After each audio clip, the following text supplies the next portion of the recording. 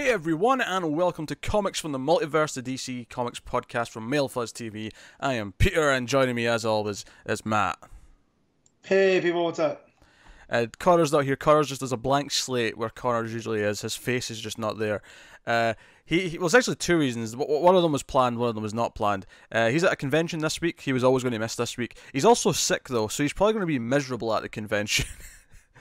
Because we had to delay some recordings over the last couple of days because he didn't even go to work. He was like just in his bed for like 2 days straight. So yeah, he got con crud without a con. Yeah, he's got the ginger fever. So he's off being sick, but he should be back next week.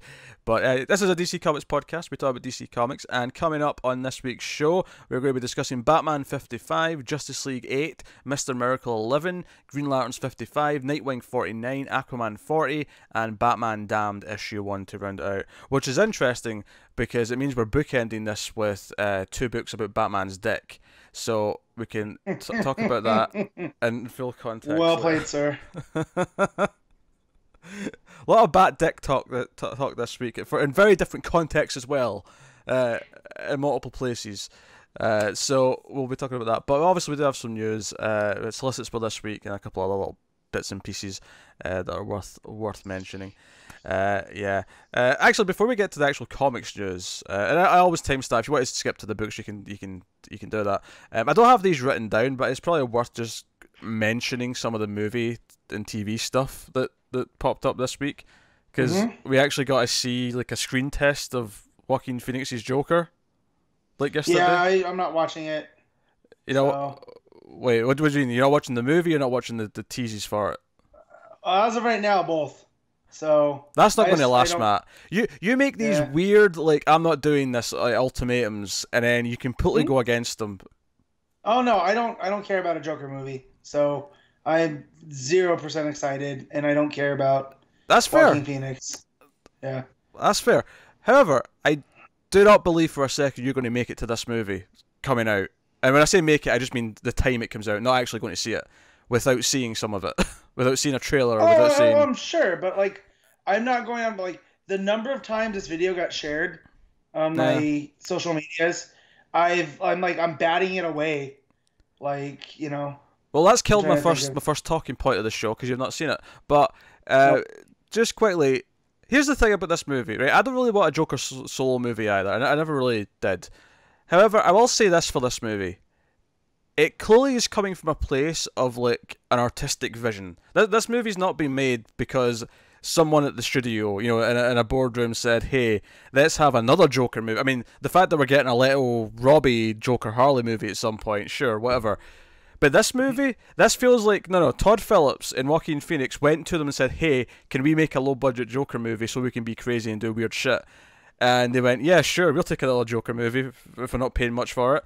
That's what it kind of feels like. So I do want to say I kind of respect it in the sense that it feels more like an artistic vision of one. It may be a really weird artistic vision. It may be something I end up hating, but I'll respect it at least. Even if I end up hating it, I'll respect it as a piece of movie making more than I do some of the other stuff they churn out. It's crazy that it's coming from Todd Phillips. That's the guy that directed Road Trip and The Hangover. So for him to do this edgy, darker version that looks like it's a period piece, like yeah, and you know, because the Joker makeup, I don't know if it's the final makeup. I don't know if it's like he's going to go through like multiple versions in the movie or whatever. But in the little tease when it sort of cuts to him in the makeup, it's less Joker and more just a sort of a traditional clown. Yeah, it actually looks like John Wayne Gacy's clown makeup. Yeah, that adds to the unsettlingness, I think, even more. But I've also seen so many people go, "Oh, look, it's a homage to all the Joker makeups," and it's completely different than, you know, the first one that who was the first Joker on the '66 show? Cesar Romero. Yeah, his first appearance as Joker, he was wearing a different clown mask, and he takes it off, and he's the Joker. When Ledger shows up in the bank and he's wearing the mask, that was an homage to that. This makeup looks like neither of those, and people need to calm down. Like, yeah, I mean, Do your research. I think it's just its own weird, quirky thing more than anything, to be honest. And I could see it not being the only makeup. I can see it maybe changing over the movie. But at the same time, I think this is such a weird standalone thing that it could just do this. But like, I wouldn't say I'm excited for it. I feel like it'll take a really good trailer to get my needle moving. But like I say, I respect it for just being this weird solo thing that doesn't seem to. Because it's one thing if we were getting a solo Joker movie and they were really playing up what the Joker is, right? The classic sense of the Joker. This feels like a weird art project where someone's got, I want to do these weird things with it. And I can kind of respect that. Yeah. And to be fair, Joaquin Phoenix, as far as casting goes, he's kind of perfect for a Joker. Yeah, I mean, the last movie I saw him in was The Master, and I still don't know what that movie was about. I don't know the last time I saw him in was. It's been a while, actually. I've somehow avoided a lot of his movies. Even though he's been in a couple of interesting-looking things here or there, I've somehow avoided it. But no, so I thought that was worth mentioning. There was also the short list of the Birds of Prey casting went out. Now that I didn't see. Yeah, there was a bunch of... Actually, I'm going to get the article up because I want to actually have the list of names in front of me. But Mary Elizabeth Winstead was on the list, Matt, and I think that's something that... Wow. Yes. Kind of me intrigued. Yeah, so you had her... Oh my god. Oh, go ahead. My typing's just went where? Maybe my typing. Gotcha. The most annoying typo that I seem to always do is where I'll leave the last letter of a word. Like I'll put a space there. I'll put the space in the wrong place basically, and I'll have the last letter of the previous word be the first letter of the next word, and it really upsets me every single time. Anyway, so. Yeah, so I'm on where am I? Screen Rant I'm on just now. So Birds of Prey, Kathy Yan's Kathy Yan's the director rather, sorry, I just jumped a name. But the cast that are in the mix for Dinah and Helena Huntress, right? It's those two characters specifically. There's no mention of like who they're casting as Orphan or whatever. But Gugu Mbatha Raw was on the list. Okay. She was in the new Cloverfield. She was in San Junipero, and she's been in a couple of other things. She popped up in a lot of trailers really quickly back to back. Because me and Connor were sort of joking that we saw her in like 5 trailers in the space of like a month.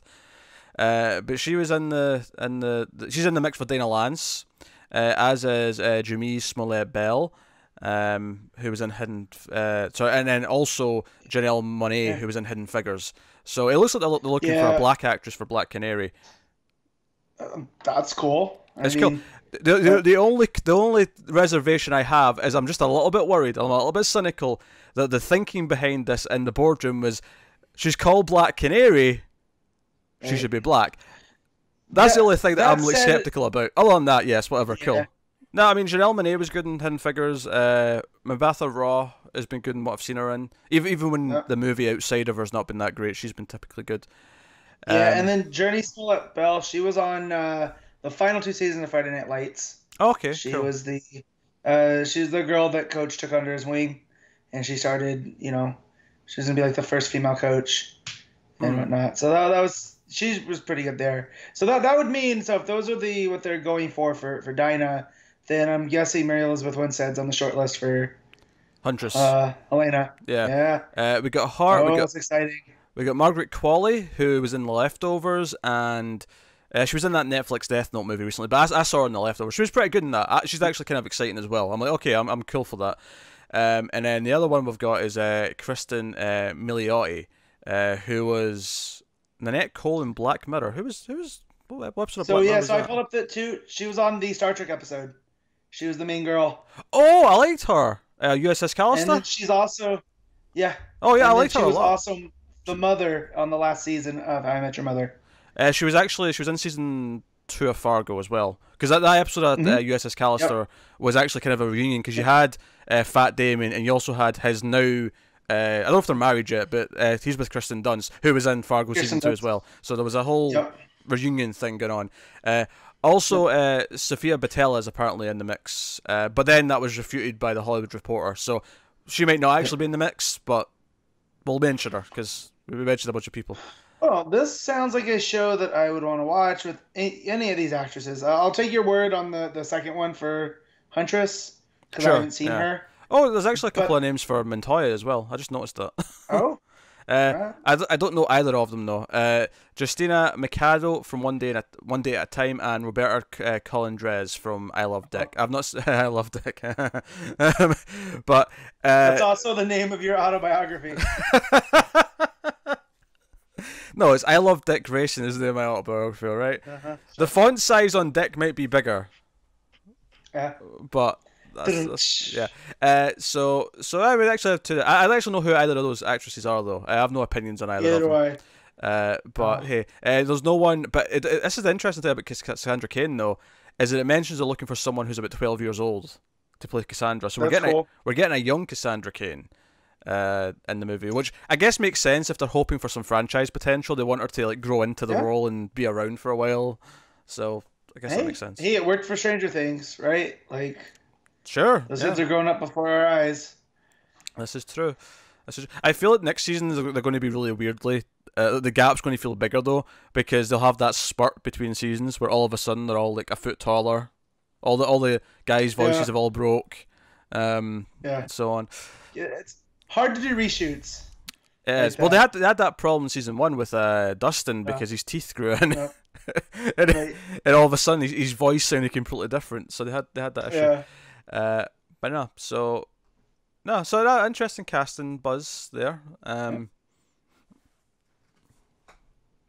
Yeah, that's cool. So that was the Birds of Prey stuff. I think there's a couple of little things. The stuff for TV that really stuck out.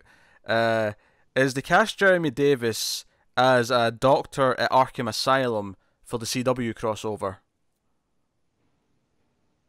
Okay. It wasn't like a character. I mean, I looked him up to see if he was like an existing character. I don't think he was, but he's apparently like a mad doctor who's going to be working at Arkham in the CW crossover. So he's not playing Jeremiah Arkham. No, he's not playing Jeremiah Arkham. He's playing like some other random name. But he's a doctor that works at Arkham, and he's. The article specifically mentioned he's going to be a menace, so I think he's like a mad doctor who's up to no good.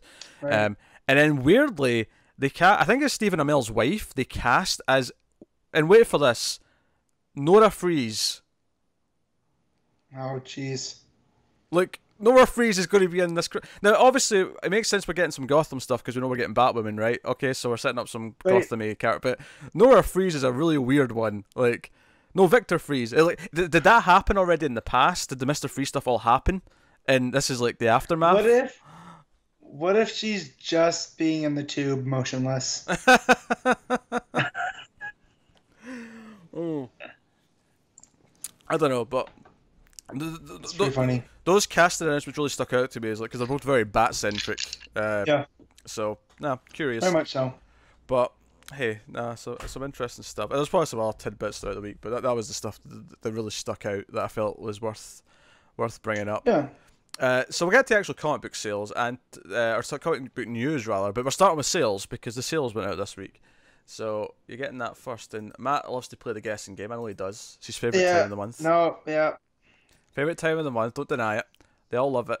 So I'm going to say, Matt. What do you think number one? Obviously, this is for last month. This is last month. This is August's figures. Right. What was number one? What do you think? What was new at Marvel that came out that would have taken people by storm? Oh, man. I got nothing. I mean, Batman. That's always my go-to. No, it was a Marvel book. It was a Marvel book that cost $5.99. Yeah, see, that's why I don't pay attention. $5.99 Marvel. Is it number one? Yes. Fantastic Four. Correct. Fantastic Four nailed it. Was number one with 368,000 copies. I feel like that was inflated somewhat somehow. That seems like a lot. At the very least, they had a lot of variants, so people were buying up the variant packs and whatnot. But that was number one. And then number two was also a Marvel number one. Also $5.99. What else came out that was number one? It wasn't Cap. We were doing Cap. I don't think you would ever guess this because I don't think you unless I'll give you a really obvious clue in a second, which might help you. But I don't think you would ever think of this if I didn't say this. Okay. It's an event. Oh, is it Infinity War? Whatever. Gauntlet. Infinity Wars, which Is it just There me? you go. Is it just me, or is no one talking about that? I feel like I've not seen. Yeah. Usually when there's a Marvel event on, I see people complain, like, "Oh, Civil War 2 sucks. What's going on in Civil War 2?" Everyone's like talking about it. I feel like no one's talking about Infinity Wars. Yeah, because it's very up on the cosmic side. I have a friend that's reading all that, and he was telling me big things happen with Gamora, and whatnot. So, yeah, that's weird. Yeah. But that is number 2. And then we get to some DC with 3 and 4. You'd probably make some guesses here of Batman, so I'll just tell you. Yeah. Batman 52 and 53. Worth mentioning, the Batman 53 is actually at 99,191, which means it's the first issue, I believe, that's dropped under 100,000. Not by much, admittedly, but it's... People are upset about the wedding. They wanted a wedding, and they didn't get a wedding. Yeah, it might be that. It could also be the fact that comics just inherently kind of decline over time, and it's just finally declined under 100. I mean, it could be that. But the wedding might be a factor. People might be pissed, especially since if people, because maybe people gave it a couple of issues to try and then they dropped out, or maybe was this the first month where it would have mattered solicits wise, where if they'd like cancelled from then on. Yep. Yeah, I think it might have been. So maybe it is the wedding directly. Because obviously comic retailers have to order all their books about 2 months before the books come out, and that'll be why the numbers are down now, if that's what the effect is. Number 5 is another Marvel book, and credit to it, this is not a number 1, this is one that's actually stuck around at a reasonable number. Let me guess, Venom. People love that Venom. Not Venom. Not Venom? It's an X book. No, you were closer with Venom. Venom, so it's Mortal Hulk. Nope, Spider-Man. Yeah, Spider-Man. Jesus Christ, Matt. You were closer with Venom. Hulk. I want Hulk. Yeah, because I was thinking monster when you said closer, not spider. Okay, so, okay. Yeah, Spider-Man number 3, or Amazing Spider-Man number 3 specifically, was number 5, and then number 7 was number 4. So they're both in 80,000. So Spider-Man, you know, a lot of these Marvel number 1s drop hard after the first one. So credit to Spider-Man for sticking around. I mean, you did Spider-Man. Like, That's Spider-Man true. sells No, like Batman sells. Yeah. That's why there's a bunch of different Spider books. Yeah, but none of them sell as well as Amazing Spider-Man. Just like Detective never sells as well as Batman because it's Batman. So yeah, so slotted in between those two is number 6, and that is actually a DC Comics number 1. Well, technically. What came out? Technically. Yeah. Oh man, I read too much comics. I can't keep them straight. Like, you always knew that was a number 1. You never read it. Okay, that doesn't help. Well, you tried to read it, more accurately. Again, doesn't help.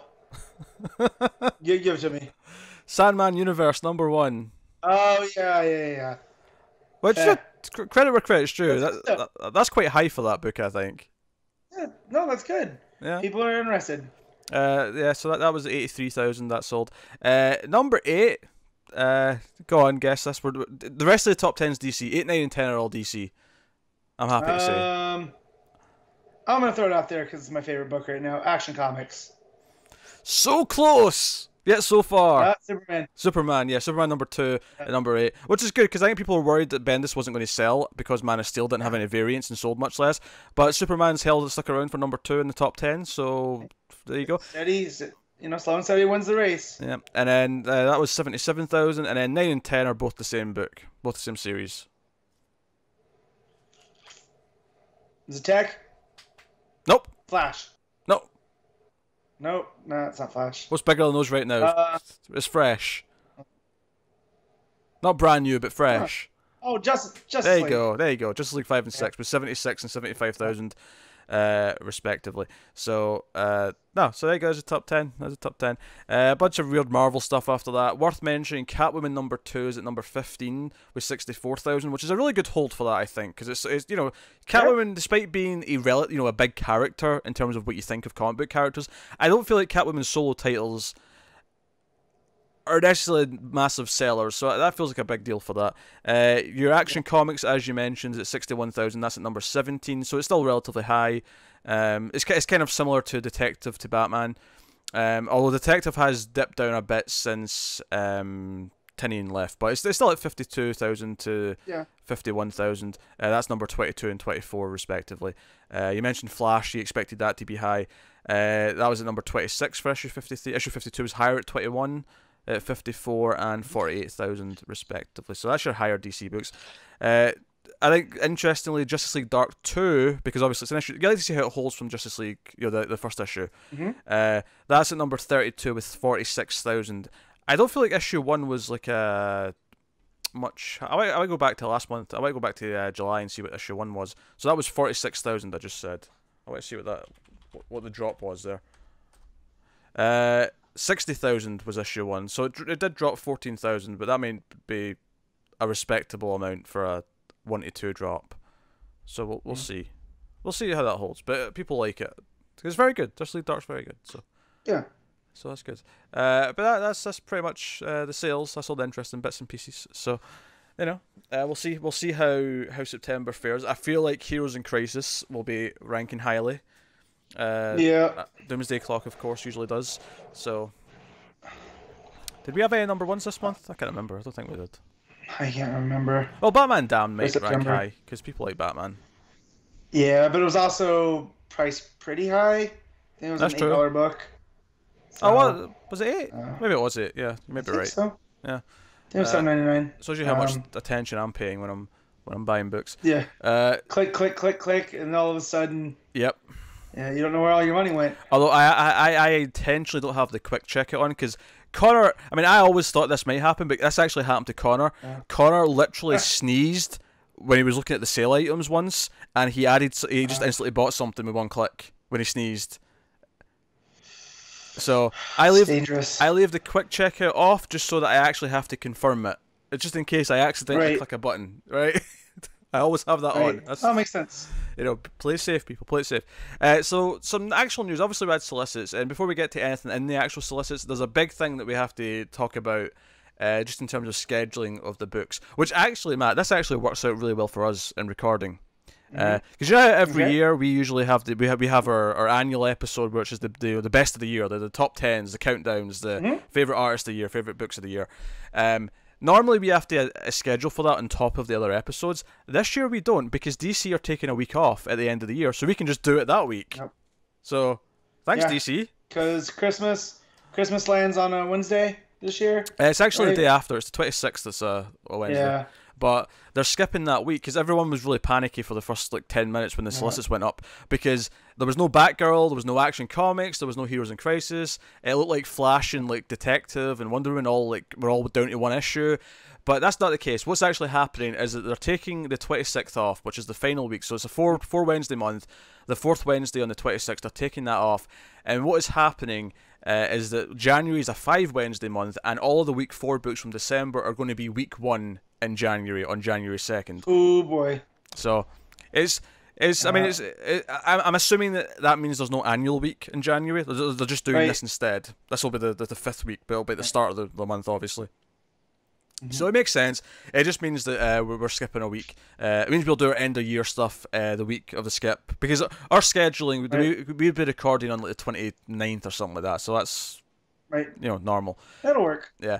But it means we don't have to try and fit that in, so that's nice. But the books that are affected by this, I'll just give you a quick rundown of this. Action Comics 1006, Batgirl 30, Batman Beyond 27, Books of Magic 3, Detective Comics 995, Flash number 6, Heroes in Crisis number 4, Hexwives 3, Injustice V's Masters of the Universe number 6. What the hell is that book? I feel like I don't pay attention to some of those quirkier side things as much. Yes. Clearly. Me neither. Justice League Odyssey 4, Old Lady Harley number 3, Raven Daughter Darkness 11, Scarlet number 5, Scooby-Doo Team Up 45, The Silencer number 12, The Terrifics number 11, Titans 32, and Wonder Woman 61. So all those books, which would have been on week 4 in December, were not solicited with everything else. They'll be solicited with January's books, and they'll be at the start. So technically there'll be 3 issues of Flash and Detective that month, but it's only because the first week's the previous month's stuff, so yeah, it makes no difference.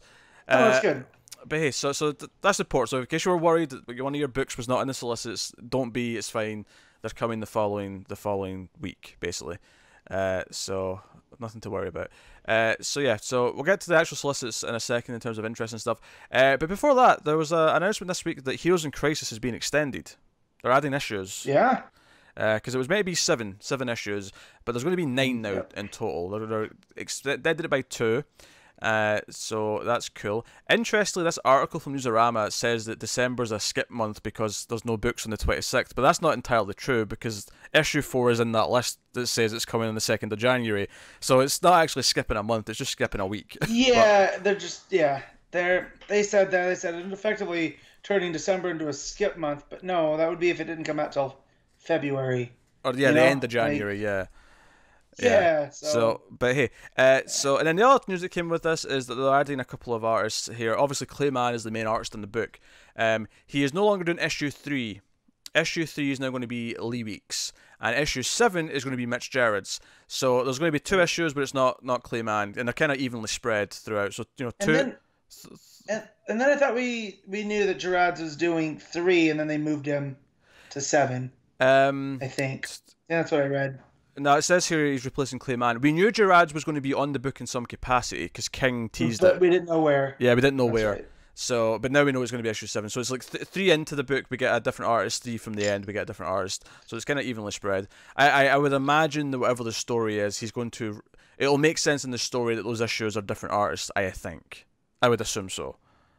Right. Rather than just being a different artist because they need time or whatever. Right. So, but hey, 9 issues of Heroes in Crisis. Issue 1's next week, of course, so we'll be talking a lot about that next week. Heroes in Crisis, but worth mentioning. So 9 issues now instead of 7.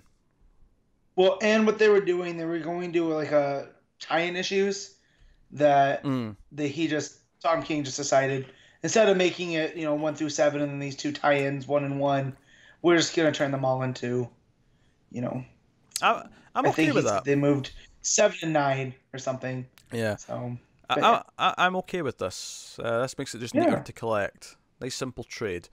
Yeah. So in terms of the solicits themselves, I've noted down a few of the new things that popped up in December. We kind of knew about them anyway, but I think it's just worth reiterating them and saying if it's worth mentioning the actual description, but and a couple of little details. So Batman Who Laughs mini is starting in December.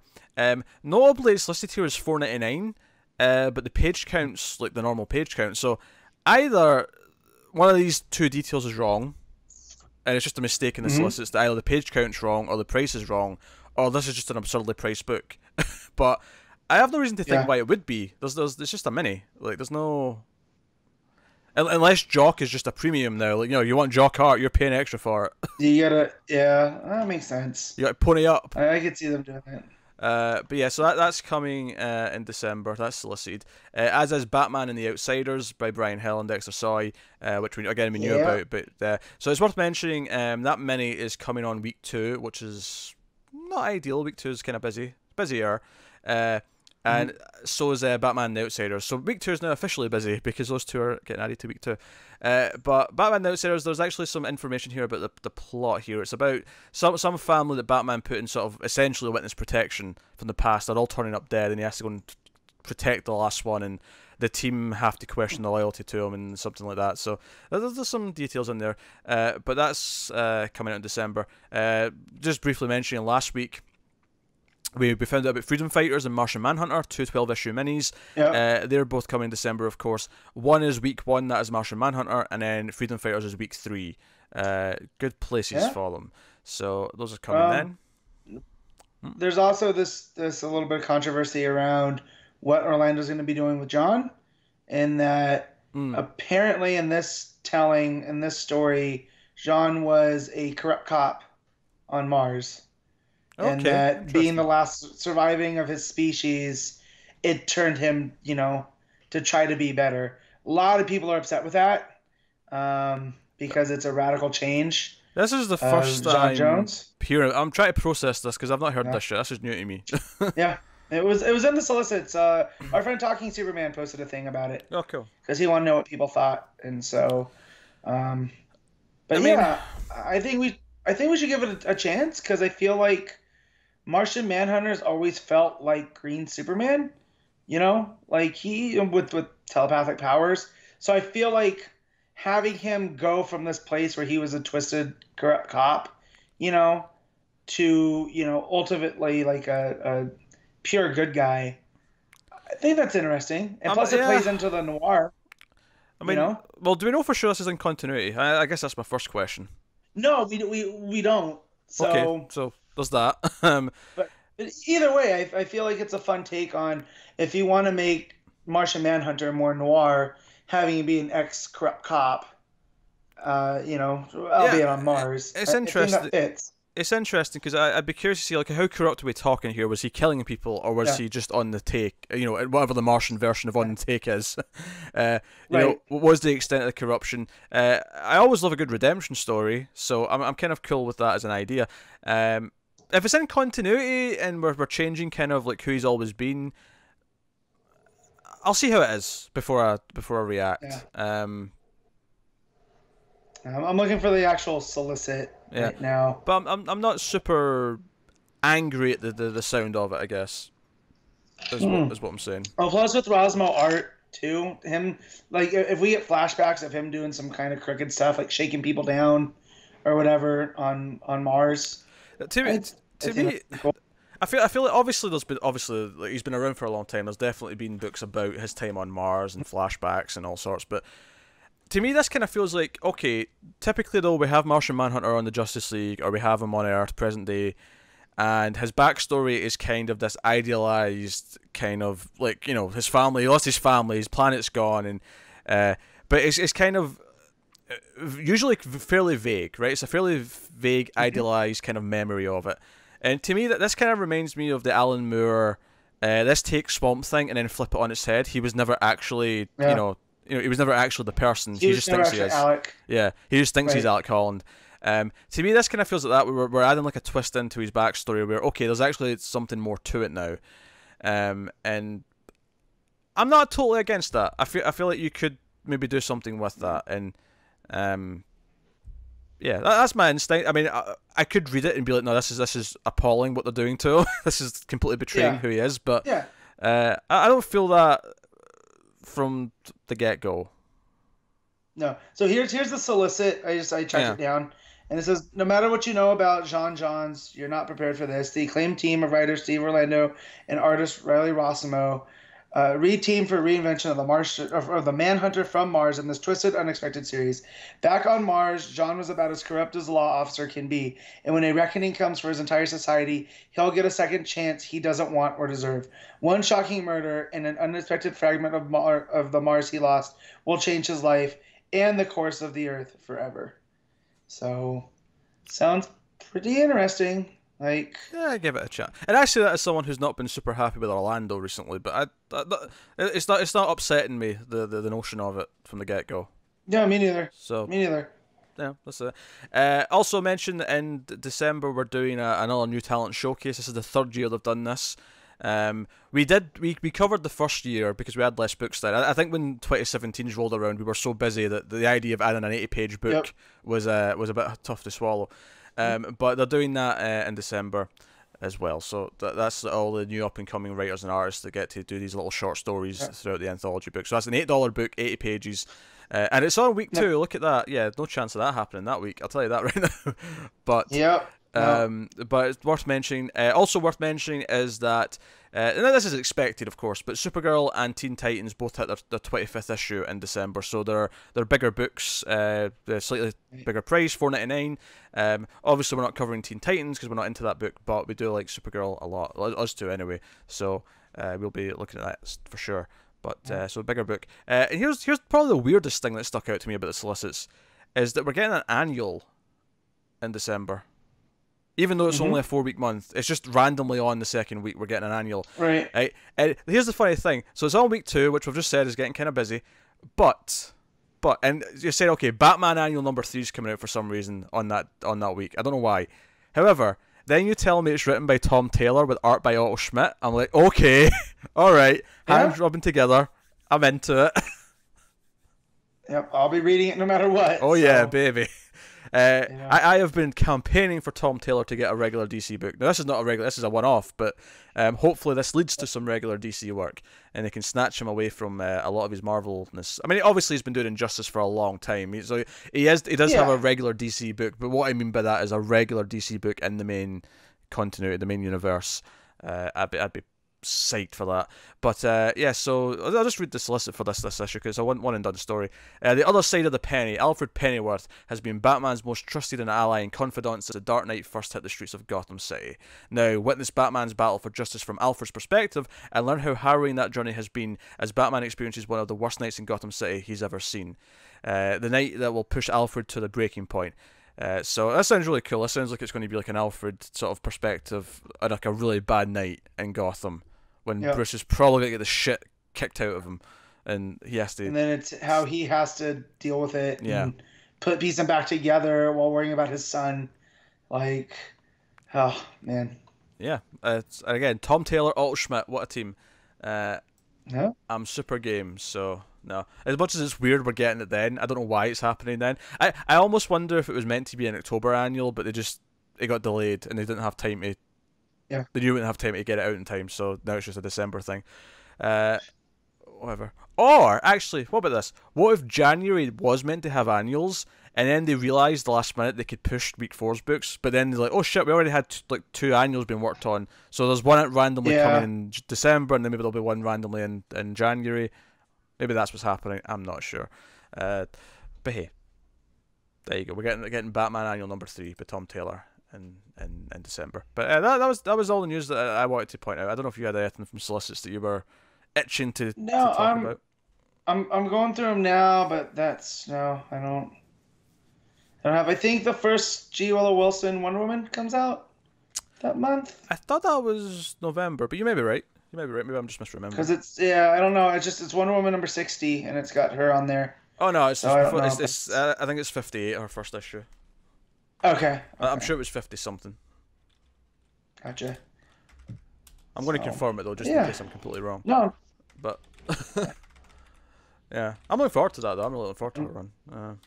Yeah, I'm just looking. It looks Red Hood Outlaw. What is going on here? Yeah, it's keeping the numbering, but they've changed the title. I think it's just Red Hood on his own. Red Law. Oh, that'd be a good title though. Red Law. Red Law. Well, if I've been Kate Kane's on the cover. What, really? God. Yeah, and what looks like the Hulk. So who knows what Lobdell's doing, but he's going to ruin Nightwing that month too, so... Alright, that's not fair. I don't know if he's going to ruin Nightwing, but I won't know because I'm not going to read it, so... Oh, Matt, you read the first issue, Matt. Come on, we need to try the first issue. Yeah. First issue, but the second issue might not. Yes, I'm fully expecting to launch it from Orbit, after issue 1 or 50, whatever it is, 51. But we'll be dealing with that then. I couldn't find it. I could just look at last month's solicits, I suppose, but I'm pretty sure it's 58. That's fine. I'm pretty sure it's 58. Anyway, all right, that's the news. That's all the news then. We can get on to the books. So we'll start with Batman, as we typically do when Batman's out. Tom King writing, Tony S. Daniels back in the art, one of the rotating artists we have. I was actually a little worried when I read Justice League that Janin is going to be on Justice League, and I was like, no, he can't leave Batman. But he's actually solicited for Batman in December, so it's fine. He's still in Batman. He's just dipping out for one Justice League. It's fine. So this was a highly controversial issue of Batman because of Dick, and that is not the first time I'll say that this week. I know I've made that joke already, but it makes me laugh that there's controversy about Batman's Dick in 2 different issues, but for completely different reasons. So this is the issue that is going to set up Nightwing's amnesia that we've been hearing about. There's going to be a big thing going forward in Nightwing's book, and I'm not going to blame King for this necessarily, because I feel like DC are the ones making the call here. The editorial are making the call that it has to spill into his Nightwing's book, whereas this could just be a story here in Batman, right? Like they do that all the time. Like just say that it takes place between these 2 arcs and Nightwing. Don't have to worry about it. It's fine.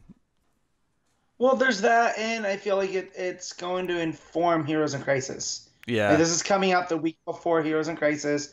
We all know how Bruce relates to trauma. Whether it's his, it's usually never Bruce. It's someone close to Bruce, and that's how you get to him. So I just, like you just said, there's ways to handle it. I appreciate what they're doing, but this whole new persona for Dick, because he doesn't know who he is, we just got a whole new persona when he moved to Bloodhaven. It's Like, they do this to him all the time. Yeah, because keep in mind, like, he was Nightwing for a bit in New 52, then he became the spy. Now he's back to being Nightwing, but a different version of Nightwing, a Nightwing that I preferred as well. I was happy to go back to Nightwing because I'm not a big spy guy, so people like Grayson, but it was never my thing, and I was happy that he was going back to Nightwing. Grayson's a lot of fun.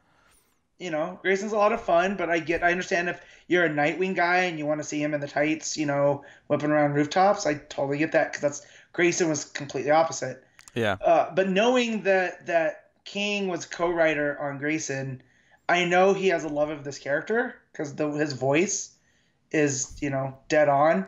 So I don't think, like, this is we always joke that Didio's always been trying to kill Dick. Yeah. And John's won't let him. I don't feel like this comes from that place. I feel this is exactly like King. Oh, sure, yeah. That's exactly what he's doing. I'm not worried about how King's going to treat this. Because between Batman, between Heroes in Crisis, I'm not worried about what King's going to do with Nightwing. It's just a shame that his own book, and let's be honest though, I feel like I'm more concerned about the fact that Lobdell's writing it than I am about the plot. That's the sad truth. It doesn't. I love Dick Grayson's one of my top 5 characters, so I'll always be picking up whatever book he's in, right? I just feel ever since Seeley left the book, Nightwing, it hasn't really been up to, like, there were moments in Humphrey's quick run, and there's been some moments in Percy's, but I feel just like the quality hasn't been there for a little bit now. So, well, what's funny though is I feel like Percy's on his way. That's why it's such a shame that he's leaving, because I feel like the last 2 issues, including this week's, have been really great, and I've loved the last 2 issues. So I'm actually really upset that Percy's got one more and then he's gone, because I feel like it's building up to something different and better. Yeah. But hey, so yeah, I mean, this Batman issue, despite all the hubbub that it's the thing that's causing the amnesia, it's actually a really, really good issue. Yeah, I love it almost continues the last issue. That was them and trading, quips back and forth and being almost Batman and Robin again. Like, it's almost like Dick going out of his way to give Bruce something positive to latch onto, because he, being left at the altar. And I love their relationship because it is kind of father and son, but it's also big brother, little brother at times too. So, I like the way King writes that. He even brings up the wedding that he's there for him. He brings up, we're here, we're the dynamic duo, and there's the jokes are flying kind of thick and thin. Yep. He's trying to get Batman to joke. He's like, no, you do the puns, and I'll do the grunting. He's like, that wasn't a great. He's like, was that better? Just all that stuff back and forth. It was really fun. It felt like classic, Batman and Robin, or Batman and Nightwing, whatever you want to call it. And even when we go to see Gordon, and Gordon's like, this feels familiar. Like, he's like, yeah, this was like back in the day. This was the original Batman and Robin, and that was a nice touch. And it's so effective because the entire book, that's it, because it's cutting between the two things. Of course, it's Batman and Dick, and then it cuts to, of course, KG Beast arriving in Gotham, getting his motel room, setting up, observing, and that it's all building up. And the whole point of the way this works is that the entire issue is like, look at how much of a good influence Dick is on Batman, and look at how important he is. Look at how much you like Dick.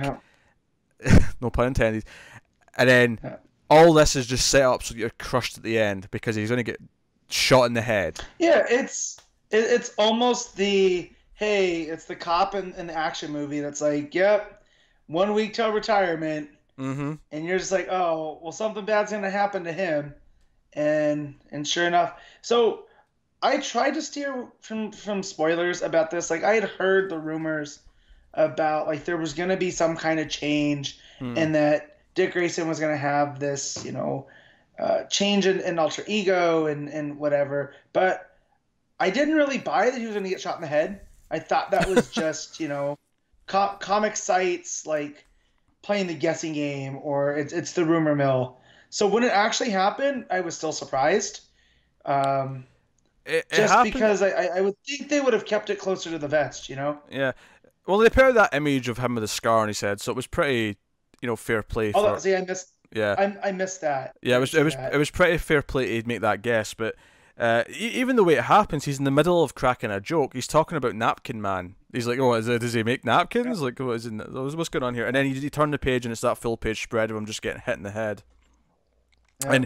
And what my headshot. if you will. Dick headshot, yeah.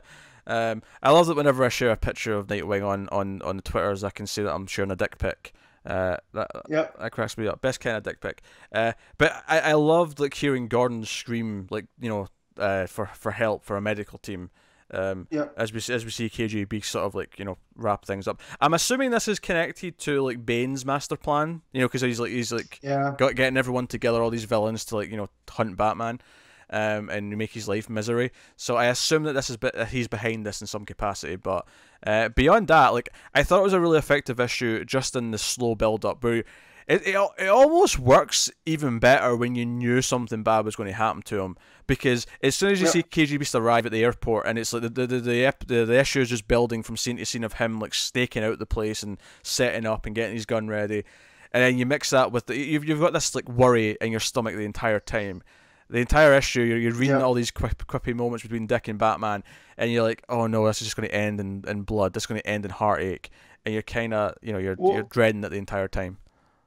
Well, and there's a pacing to it too, because all the KGB stuff is in a 9-panel grid, akin to Mr. Miracle, and then all the Batman and Robin or Batman and Nightwing stuff almost has this widescreen quality to it because they're double page spreads. Yeah, a little bit farther apart. I like that. There's a spacing there. I guess if I'm reading into that, I'd say that the 9-panel grid, kind of like how it should, because Mr. Miracle is about very serious. It's about depression, it's about anxiety, it's about real world things, and it's almost like by separating it in this book, the KGB stuff is the real world terror of what's about to happen, but the Nightwing and Batman stuff is idealistic. It's the cinematic happiness of Batman and Robin. It's the dream. It's the comic book part of it, if that makes sense.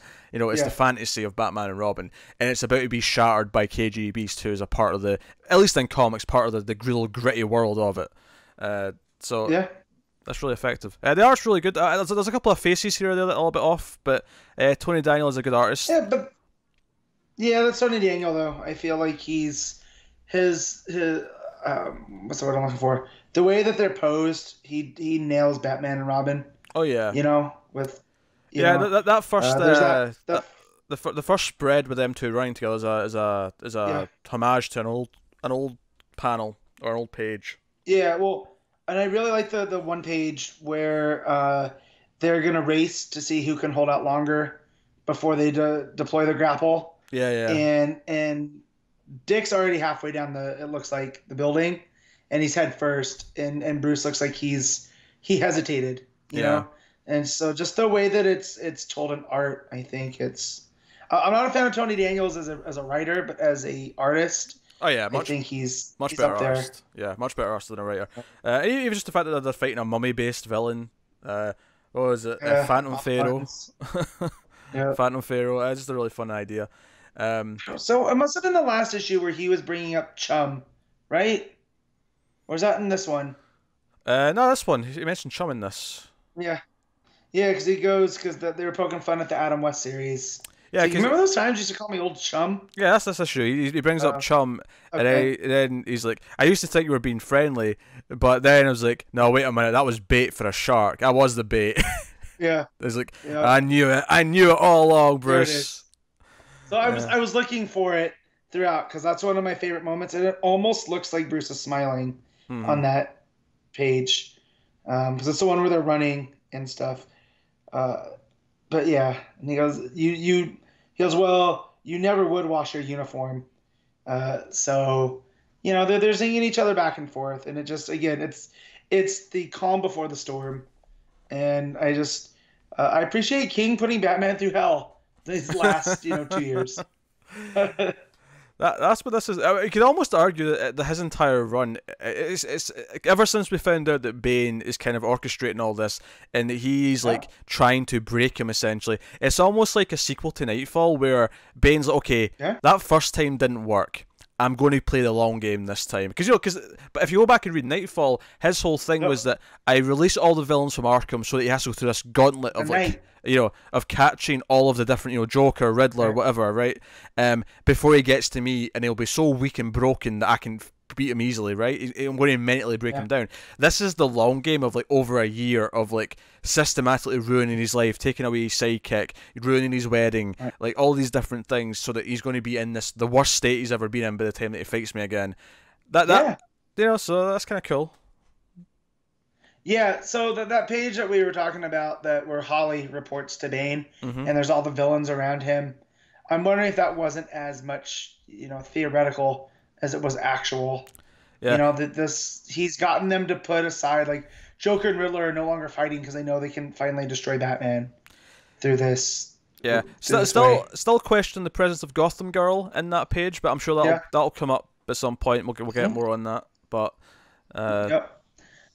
But yeah, King. I'm already liking this run more than the Snyder run, and I know that's a little bit controversial because the Snyder run had some really, really big moments that were a lot of fun. But I think when you look at the story as a whole, by the time King's done, it's going to feel like one of those. He's changed Batman completely. I feel like every 4 or 5 issues this comes up, where you compare it to the Snyder run again. And every time we say, no, we like King's run more by this point. What's worth mentioning, though, we're actually officially at more issues.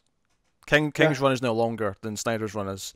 Yeah. So, I mean, the double shipping and whatnot, but I just feel, too, like when Johns changed Wally, Wally was never the same after Johns had written that long run. And I feel the same here with King. Like, we're not going to be getting, the conventional Batman.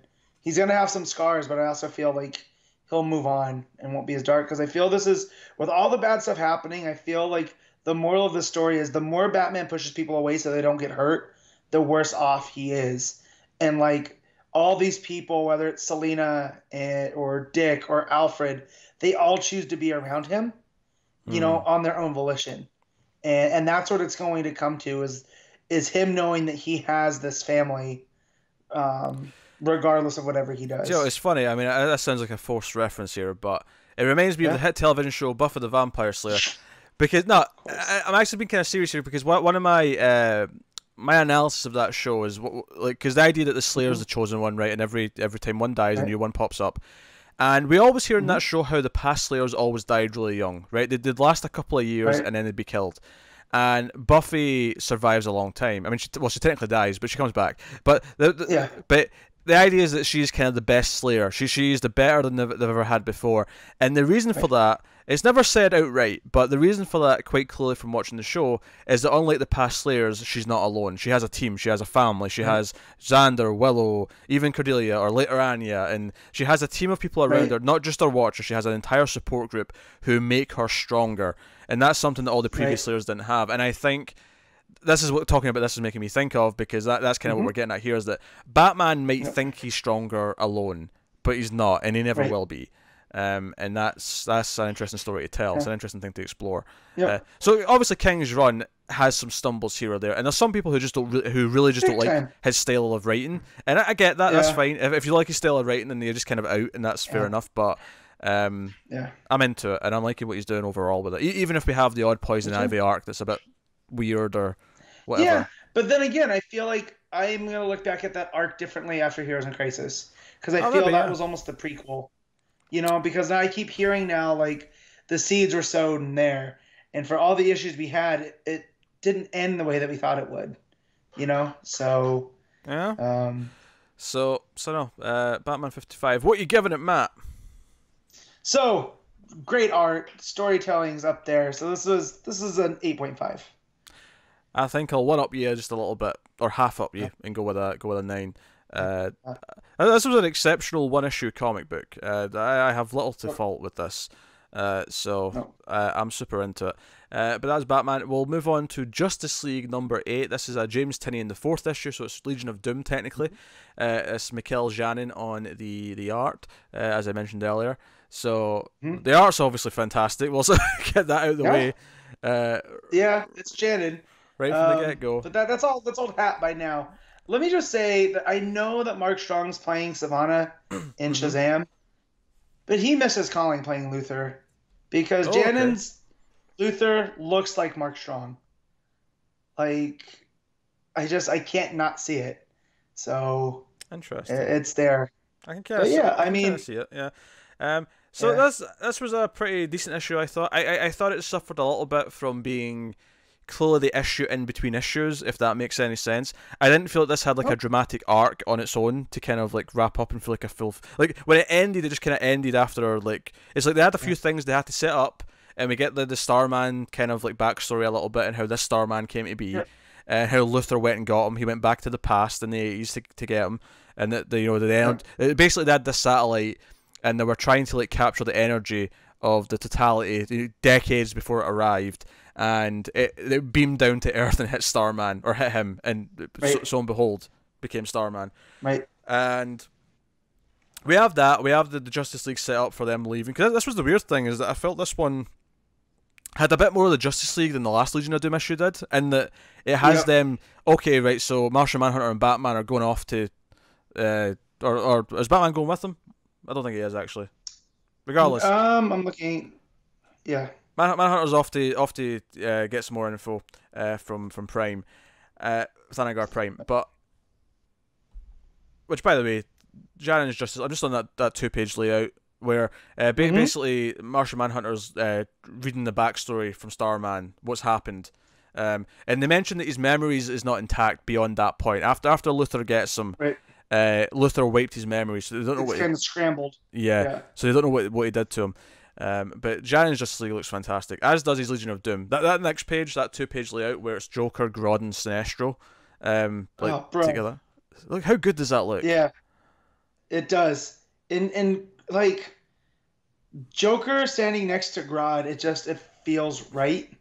Like you wouldn't normally put those guys on the same page, and just the way that they're laid out, and then how it almost like they're the first line is how it's explained. And then there's these other little things that Luthor's also put in the headquarters.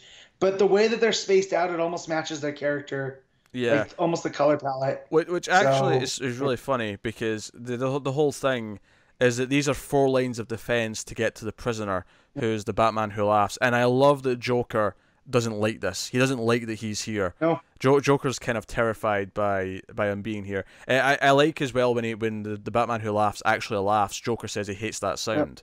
And I'm like, that's interesting. This is very interesting. Also, like, I like that Joker's like, he's a bat still. Yeah, he might be just like me, but if he's in chains, it's because he wanted to be in chains. Which, to be fair, I know that from fighting him enough. Yeah, Batman Who Laughs as well points that out, because he pulls out a pin out of his tongue and he's like, "Hey, I'm still a Batman. I still plan for this. I can still get out of here anytime I want." He points that out, which is really cool. Like, as much as I'm saying I'm critiquing the issue for feeling like a collection of different setup scenes that don't necessarily link together at all, because you get that scene and you get Cheetah and Black Manta who are off to kill a god. Cheetah's... that we'll talk about that in a minute. Oh yeah.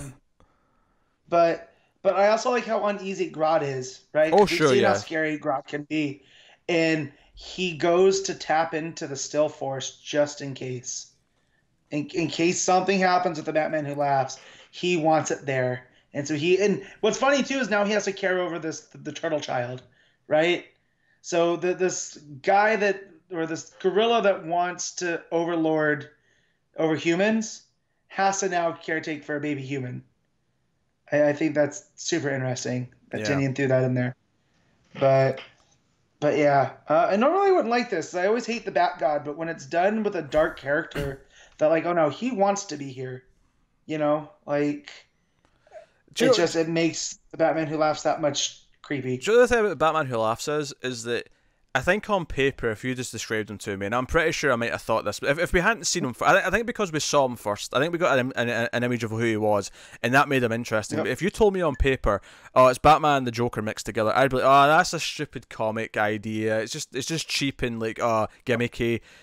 But he's actually really fascinating because he's a mix of those two characters, and because he comes from this dark world. This is a Batman who became this, and that's really interesting. But so you have that, but then you have Cheetah and Manta like, going off to kill the god, and all these scenes on their own are all fantastic. They're all really good. I think the issue as a whole feels like a collection of different things as opposed to a coherent full story. You know, if they did like a quarterly mini-series, right? So it would, instead of this being issue 8 of Justice League, and it was, you know, Legion of Doom 2, you know, I think it'd feel a little bit different. I know that sounds weird, but I, because this does feel like a Legion of Doom issue.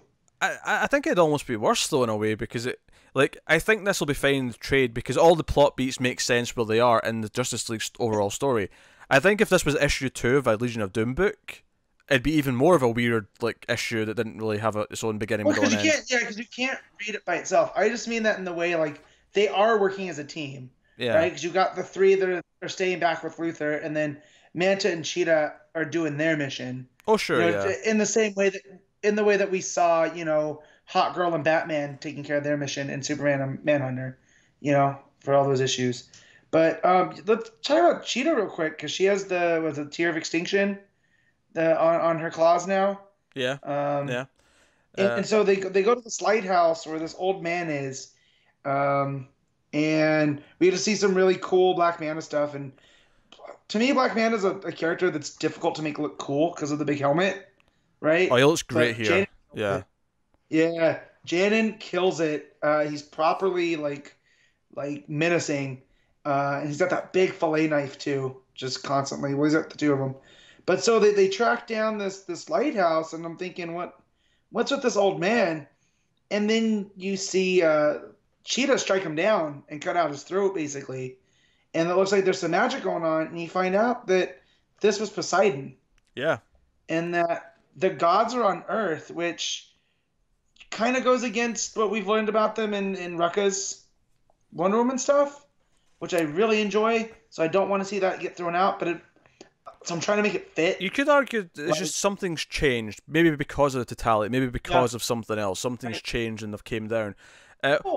What I like about this stuff, though, is that they're basically saying to each other, yeah, they're kind of ready not to trust Luthor at any point. Like, given this is a team of villains, there's no honor amongst them. It's more just like, no, our goals align for now, but the second that Luthor's not like of any use, like Mantle'll just go on his own. And Cheetah, of course, is doing this because she's excited that this is going to. This is sending Wonder Woman a message. I assume in the next couple of issues, Wonder Woman's going to find out about this, and it's going to be a whole thing. But no, the art's just. I mean, Cheetah and Manta in this look great. I mean, it's such a good looking issue. Yeah. But yeah, so this last scene with Batman Who Laughs, where he basically says, "Oh, this is why you never win. This is why you never beat Superman, because you don't." Where is it? Where's the exact phrase he uses? Well, it's the chip on his shoulder. Is You have to surrender to something bigger than yourself, and you never actually do it because nothing's bigger than Luthor. And once you realize that, you're just a piece of this and you're not the whole thing, that's when you'll win. Which Luthor still, he has a look on his face. He's like, well, this crazy man doesn't know what he's talking about because I am Luthor, goddammit. But as people who have talked about Lex Luthor a lot, this makes a lot of sense to us. Yeah, no, it does.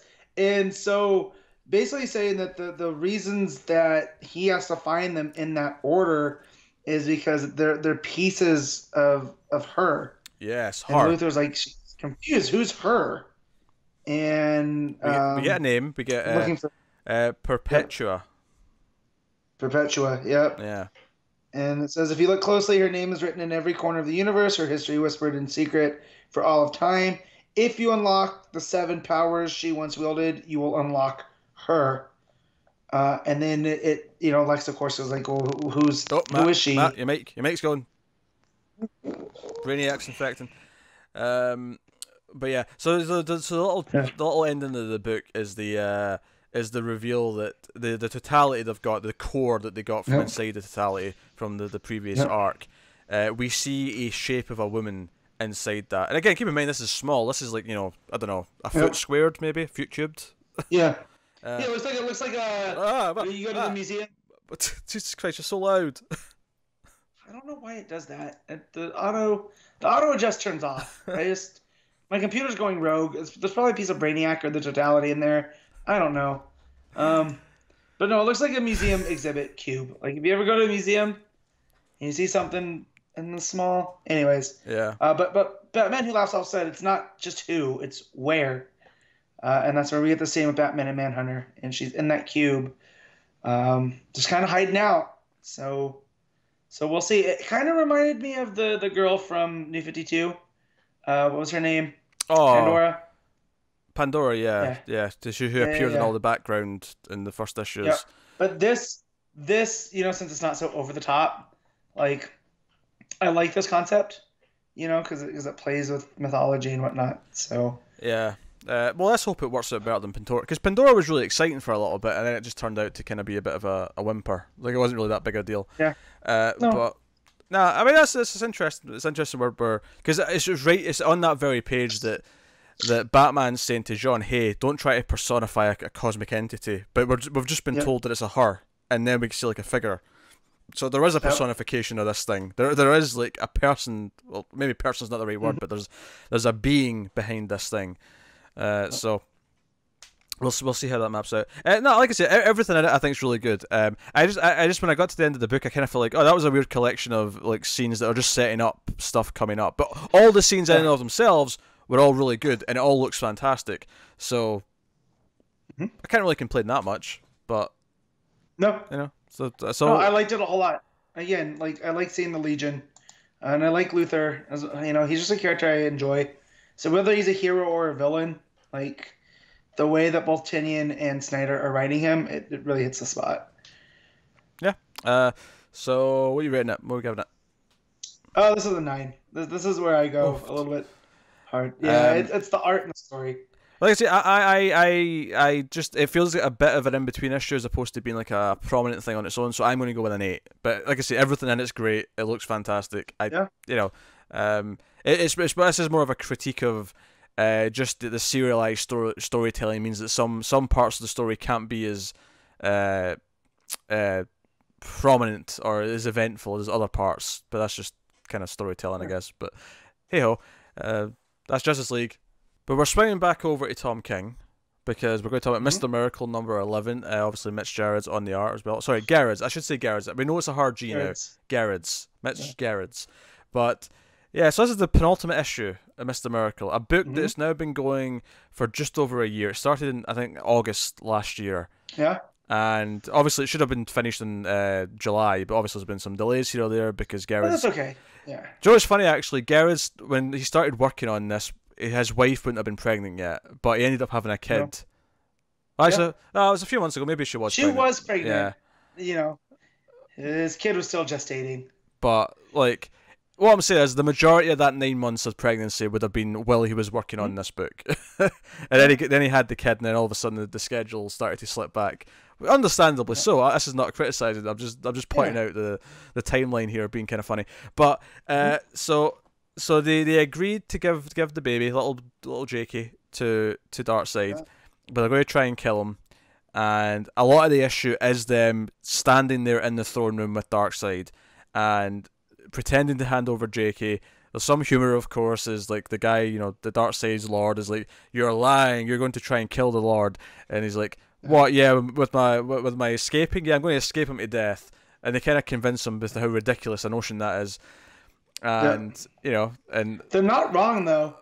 They're not. They're completely right. Can I just talk about Darkseid eating a veggie tray and dipping the carrot in a ranch, just how surreal it is? I want to add on to that. What really makes it is that the previous page ends with Mr. Miracle saying, "Don't underestimate the power of a veggie tray," and then you turn the page and Darkseid's looking down at it and he's like, "Yeah, all right, I'll have one." And the whole scene that leads up to that is them getting everyone ready because they're gonna go, and then again, how this smashes up real life with superhero and cosmic gods when Bart is like, "I left my effing mother box." Almost like when someone, like when you leave your phone behind, like you get out the door, and you're like, "Oh man, I left my cell phone. I gotta go freaking back and get it." This team works together so well. Oh, they absolutely do. And the whole thing's a standoff, and I love that you have obviously the 9-panel grids here, but for a lot of the early stuff in this book, where Darkseid's sitting on his throne, he actually takes up 3 panels. Obviously, the split's still there, but it's like he's so big he needs 3 panels. But Miracle and Barda are in one little panel in the middle, and the 2 panels on the sides are their sections. Because think of the 9 panels here in the first half of this book, when they get to the throne room, is being in 3 rows, right? And each row is either Darkseid or the Barda and Miracle panels. And in their panels, they have 2 empty panels at the sides that are just more of the room, showing how small they are in the frame. Whereas Darkseid takes up all 3 panels, and he's like this huge, larger-than-life figure. He's foreboding, if you will. So that's a couple of pages there until it gets into more stuff, and he's taking the baby. Darkseid rips out his own freaking eye, because he's like, okay, well, we need the anti-life equation, and he's like, well, it's knowledge, I can't not know it, but I can only use it if I've got my eyes for my beams, so here, have an eye. Also, the way that King describes the anti-life equation is perfect now. Because now I actually have an exact, how to understand it, where it's basically, it's not death, right? Because it's anti-life. So it basically just takes away your self-control. Like, you're beholden to someone else now. And if that's not or something else, not just someone, and if that's not an analogy for depression, I don't know what is. Because you're not dead, but you don't feel fully alive. And, the whole dark side is he's the one that does it all. But it's subtle at the same time. Yeah. And unless you're looking for this, it's not there. So, but yeah, much like Odin, he rips out his own eye. Yeah. Also, Barda squishes it in her hand. She just goes... Yeah. I don't care. Yep. It's gold. Really touching stuff as Miracle's talk, saying goodbye to his son. Of course, there's the moment where he's like, "I've got her," or "I've got him," and she's like, "Good," and she picks up the buggy, and they've got the weapon, which is formed from energy they took during one of the last crisis. Yep. Which during a crisis a while back, because I'm wondering if it was Final Crisis, because they bring up the Miracle Machine. Yeah. And if I remember my Final Crisis, I wish James is here because he loves that story more than anybody I know. That the Miracle Machine is what Superman was able to resurrect on that planet with lost IP, or wherever he was, like in Limbo. Yeah. The Superman Beyond issue. And so it's powered with that, and nothing can stop it. And they've tried, Barda says. Nothing stops it. So in other words, there is no escape. So, But good. But he managed to resist it, and he comes up and punches her, and that's when we get the one Darkseid is panel, and then he says, "Yes, I am." Now, of course, it works in context of the scene because she calls him a bastard first, and he says, "Yes, I am" to that. But it works so well because it says Darkseid is, and he's like, "Yes, I am." It's so perfect to finally get this. It's so weird to just cut to Darkseid in this book, because the one image we've had of him up until now was that weird image when Orion was killed. That weird, foreboding, negative space kind of image. But then we get this fight where I love the 9-panel grid where Scott's on the ground, and at the bottom of the page, the 3 panels, the shadow of Darkseid just gradually comes over him. It's so good. But it turns out they had the hidden weapon, the dagger, in the Veggie tray. This whole time, the Veggie tray was the secret weapon. Never underestimate the power of a Veggie tray. It's the Farron knife, which was made out of Orion, who, as legend says, is the only thing that could ever kill Darkseid. So he stabs him in his eye. Right? And so the prophecy still goes. Yeah, and the win. And I love how we come back to the family thing where Barda's like, "Hey, what was all that mother effering in front of Jakey?" And she's like, "Well, you said you swore as well," and they just kind of have this bickering about swearing in front of the kid. And that's when she goes, because where's the line? She said, "What happened to escape this?" And he's like, "Oh, it was in the moment." And he went straight to the FU, which I thought that was pretty great. But he goes, his first word's going to be the F word. Yeah.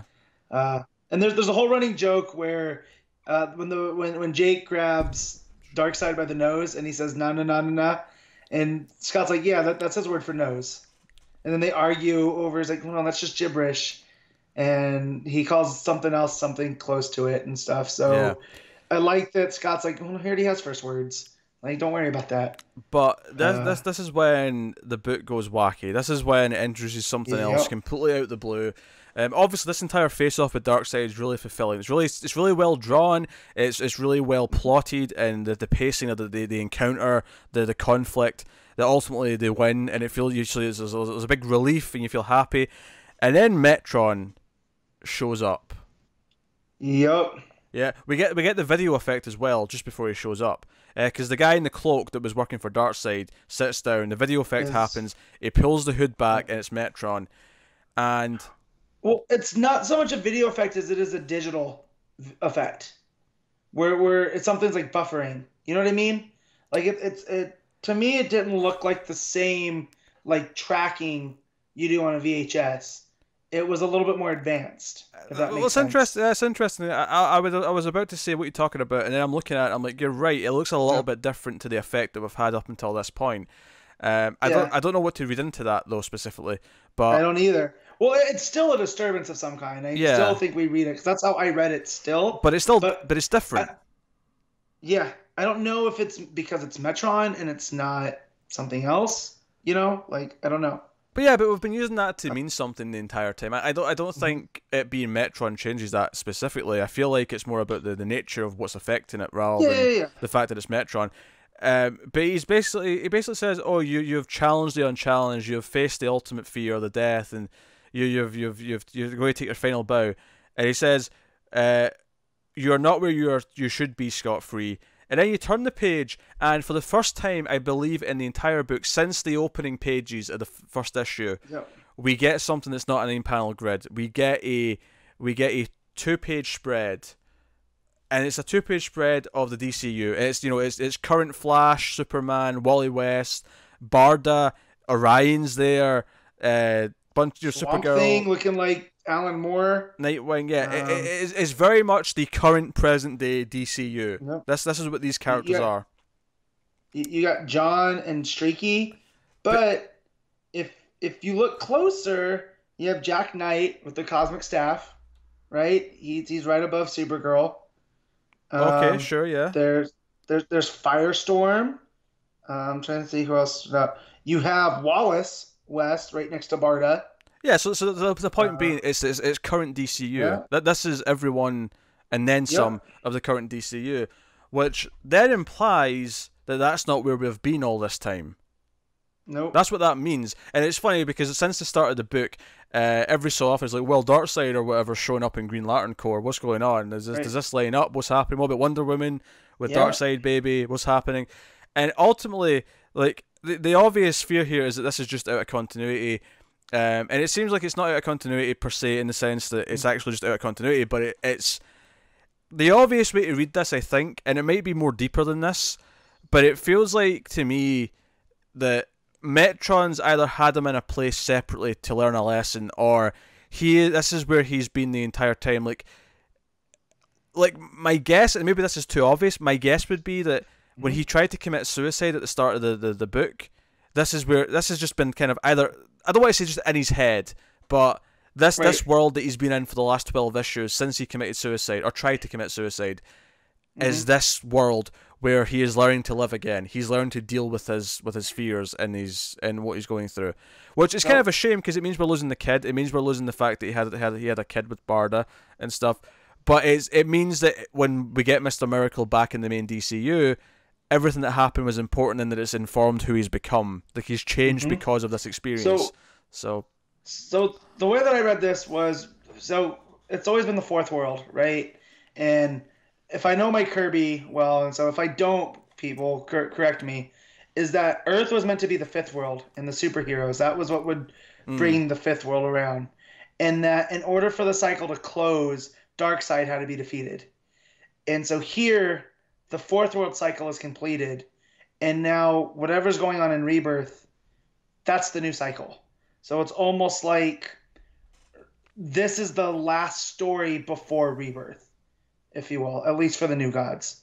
How that all fits in, because you see Araya and Barda and Light Ray in that image, whatever that's supposed to mean, I'm not too sure. But I think that's what it says to me, that it's not been the real DCU, or not the same DCU up until this point. But clearly, of course, they reference Batman a ton. He's got all those T-shirts. Clearly, they know who all these characters are. But they've not, which is why I think like he's been somewhere else since he tried to commit suicide. Yeah, That's my guess. Almost like on Lost. So spoilers for Lost, which is 8 years old at this point. It's been off for longer than that, then, right? Well, when did that show end? It ended in 2010, so yeah, it finished 8 years ago. So almost.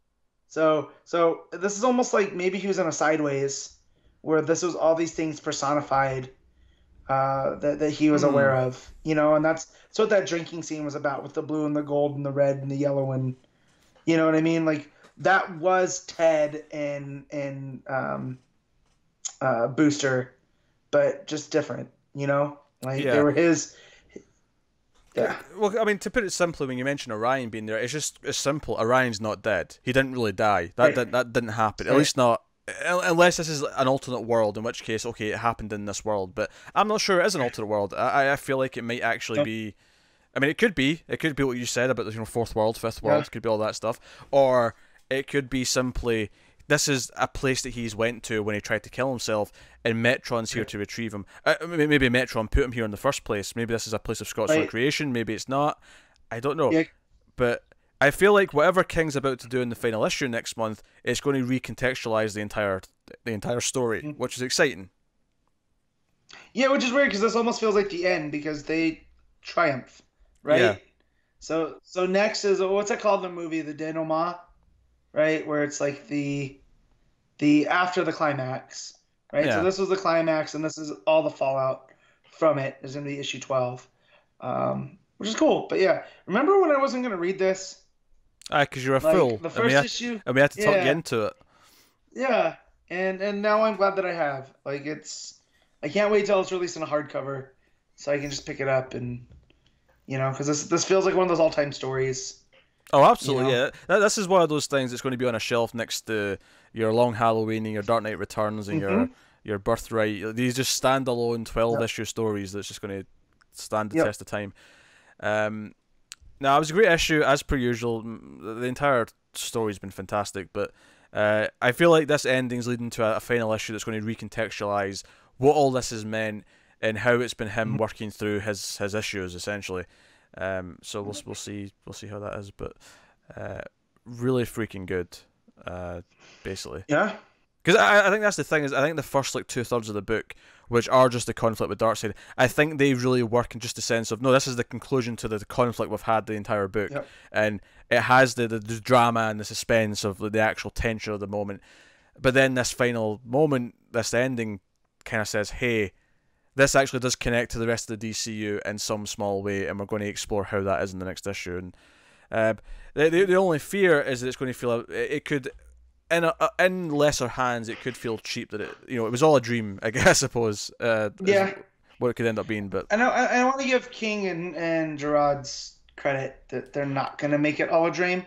Like, there will be stakes going forward, because they turned Mr. Miracle into a character that I do really care about. Like, if, in any form, if this version can exist, like, I'd like to see more of him. So yeah, we'll see how it wraps up next month. But that is number 11. What are you rating them at? 9.5. Oof. Yeah. You know what? Yeah, I'm going to agree with that. 9.5. Yep. So it's a stonker. Really good issue. So it's a stonker of an issue. I was full of dread the whole time, because I remember at the end of the last issue they said, no, we're going to kill Darkseid. But I didn't know if the plan wasn't going to go on. Like, how Darkseid's always like, well, no. Say, I knew you were going to do this, so I have my own plans in order. And I thought, oh no, he's going to lose, because Darkseid is. Yeah. And then when he pulls the knife out of the veggie tray, I was reading this at work and I fist pumped.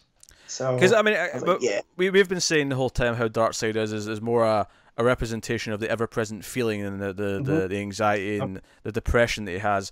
So arguably, if he's worked through his issues, then the Darkseid in this world should be dead, because he's gotten over that. Right. He's fought that, and he's defeated it. Therefore, Darkseid no longer is. So Darkseid was, but he isn't.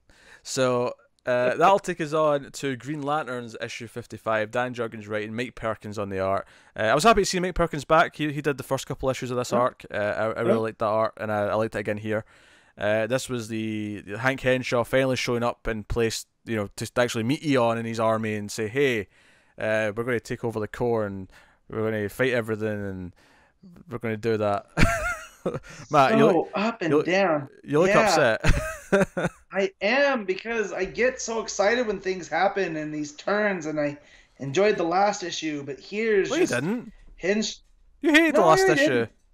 No, I hated the ones before that. The last no, one. No. You're skipping one, Matt. You hated the last one. The Simon Baz with all the exposition where Henshaw was telling him his plan. Yeah. Okay. Yeah. So this is more of that. This is more of him monologuing. Yeah. Sure. What, Matt? See if I let you away with that. That'd have been diabolical, because you've already seesawed with your opinion on this arc since the start of this. We've had debates on this in the past. Well, and that's my point, that I feel like Jurgens is so up and down, and I got excited when it's Cyborg Superman, because I like when he's the Green Lantern villain, because it fits. And then just here with, oh man, I was gonna say this was not a good issue, at least for me. I think it was I thought it was better than the last issue, because it wasn't just him saying his plan for the last 2/3 of it. Yeah. So I'll give it that, and I like the art more. And it was more jest focused in places, which I obviously appreciate. And I like the stuff with Mogo, like the weather being uncontrolled and them waging through the snowstorm. Like I'm cool into some of these ideas. When they actually show up though, the villains, and they have to fight, and Eon like splits into like 7 to fight them all. I'm just kind of like, whatever. Like, I'm not, because then it becomes Hank Henshaw again explaining to the Guardians how he's like defeating them and how he's been inside the Battery all this time and so on. Once it got to him explaining stuff again, it was kind of losing me once more. Yeah. And that's basically the issue. Henshaw at the end's like, I've defeated all the Guardians, all that has ever been and ever will be is mine. Ma ha ha ha ha ha. Yeah, the one, like, so the best moment in this for me is that one page with the lanterns wading through the snow. Yeah. And Jess is in the forefront there. She looks great. Yeah, it's a great page. Yeah. Yeah, looks great. And even right before that, when she's on the new planet with the Penelope guys, like they're almost hugging her, and she has that smile on her face on the bottom panel. Yeah. Like that's all good, but just like the stuff with the Ravagers and Eon and Cyborg Superman, I'm just like, oh man, this is like a 4-issue story being put into 6 issues, Which is something that pops up a lot, and I wonder if I'm not even sure why they had to. If they did stretch it out, and I'm not sure they did, it may just be a mistake, and it may just be a writer's error that he's pacing it out too much. But I wonder, like, if it was stretched out, like, why did they want to go up to at the end of October, because they wanted to make sure the Green Lantern book went up till then, so that when Morrison's book started in November, it would be not much of a gap. I don't know. Right there. But it's frustrating, because I really liked the first couple of issues of this arc, and I liked the Henshaw reveal, and then the last issue went really downhill once it became exposition town, monologue exposition at that. And then this issue, I felt it went back and forth within itself. But whenever it was the Lanterns just trying to deal with a crisis and try to figure out what was going on, I liked that stuff. Whenever it was Cyborg Superman monologuing or the Ravagers, I was like, oh god, this is painful. So it's been really back and forth, this arc. Jurgens is one of those writers where he can be really solid, and he often is very good, but he's not someone who's a sure bet always. Not by a long shot. He can be really solid. It's kind of like James Robinson in a lot of ways, like where James Robinson, when he's nailing it, he can be really good, and people love it. I've not read his Starman run, but people swear by that book, and I don't doubt it. But obviously, sometimes you hand them Wonder Woman's brother, and you get that run.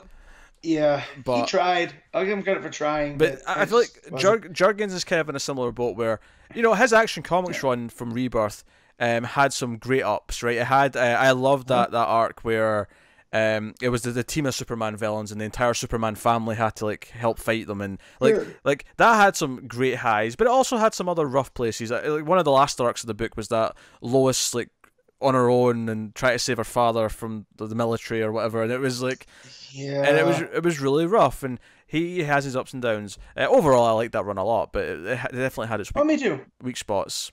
And it never really had the heights of, say, the early Superman run from Tomasi and so on. But no, it was consistent though across the board. Well, no, it wasn't. That's what I'm saying. It had its ups and downs. Well, what I'm saying, it was, yeah, well, the ups and downs, but for me, the Action Comics run, there was more hits than misses. So that's what I mean. It was consistent. It was never like the best book of my week, yeah. but it was always somewhere in the middle. Whereas I feel like his Lantern stuff now has been consistently near the bottom for me, and he seems to get Jessica, and that's good. He does, yeah. Because you don't want to lose her. It's way more hot and cold for me though, because I really liked the first couple of issues, then it dived, then it got better for a little bit, then it dived, and this issue was just back and forth between my two extremes. So ultimately, it's not one that I'd recommend, I don't think, in the end, because it's been far too back and forth. But we got, I think, 1 or 2 issues left, because we have I think 2 issues in October, and then that's the book done. So we'll see how it ends. We'll see how it wraps up. But hey, it's a shame it's such a weird ending for Green Lanterns, because outside of that first arc, this has been a really great series since about issue 7-ish. Yeah, in the grand scheme of things, though, I do like how he brought back the Phantom Ring, because I have the feeling that they're going to destroy it by the end. So it's not going to be one of these things that's floating around. Humphreys created it, it was Humphreys? Yeah, Humphreys. Yeah, the Phantom Ring. And then so it'll be done by the time the series ends, I think. Hey, don't get me wrong, that's cool. 58 issues or whatever it is by the time it's done is a really solid run these days for a comic book. So it's not bad by any means. I'm a little bit upset that I'm not getting any kind of... I mean, we're getting Jess and Odyssey, of course, come Justice League Odyssey, but there's no regular Jess Green Lantern book, and I hope that's corrected sometime early next year. I am excited for her and Starfire in the same book. So that can work. Maybe she'll bring up the fact that she wanted dick on the dating app, like Nightwing. The ladies love Nightwing, and of course Corey has a history with Nightwing, so because there could be stuff there to explore for some humor. Yeah, it could be.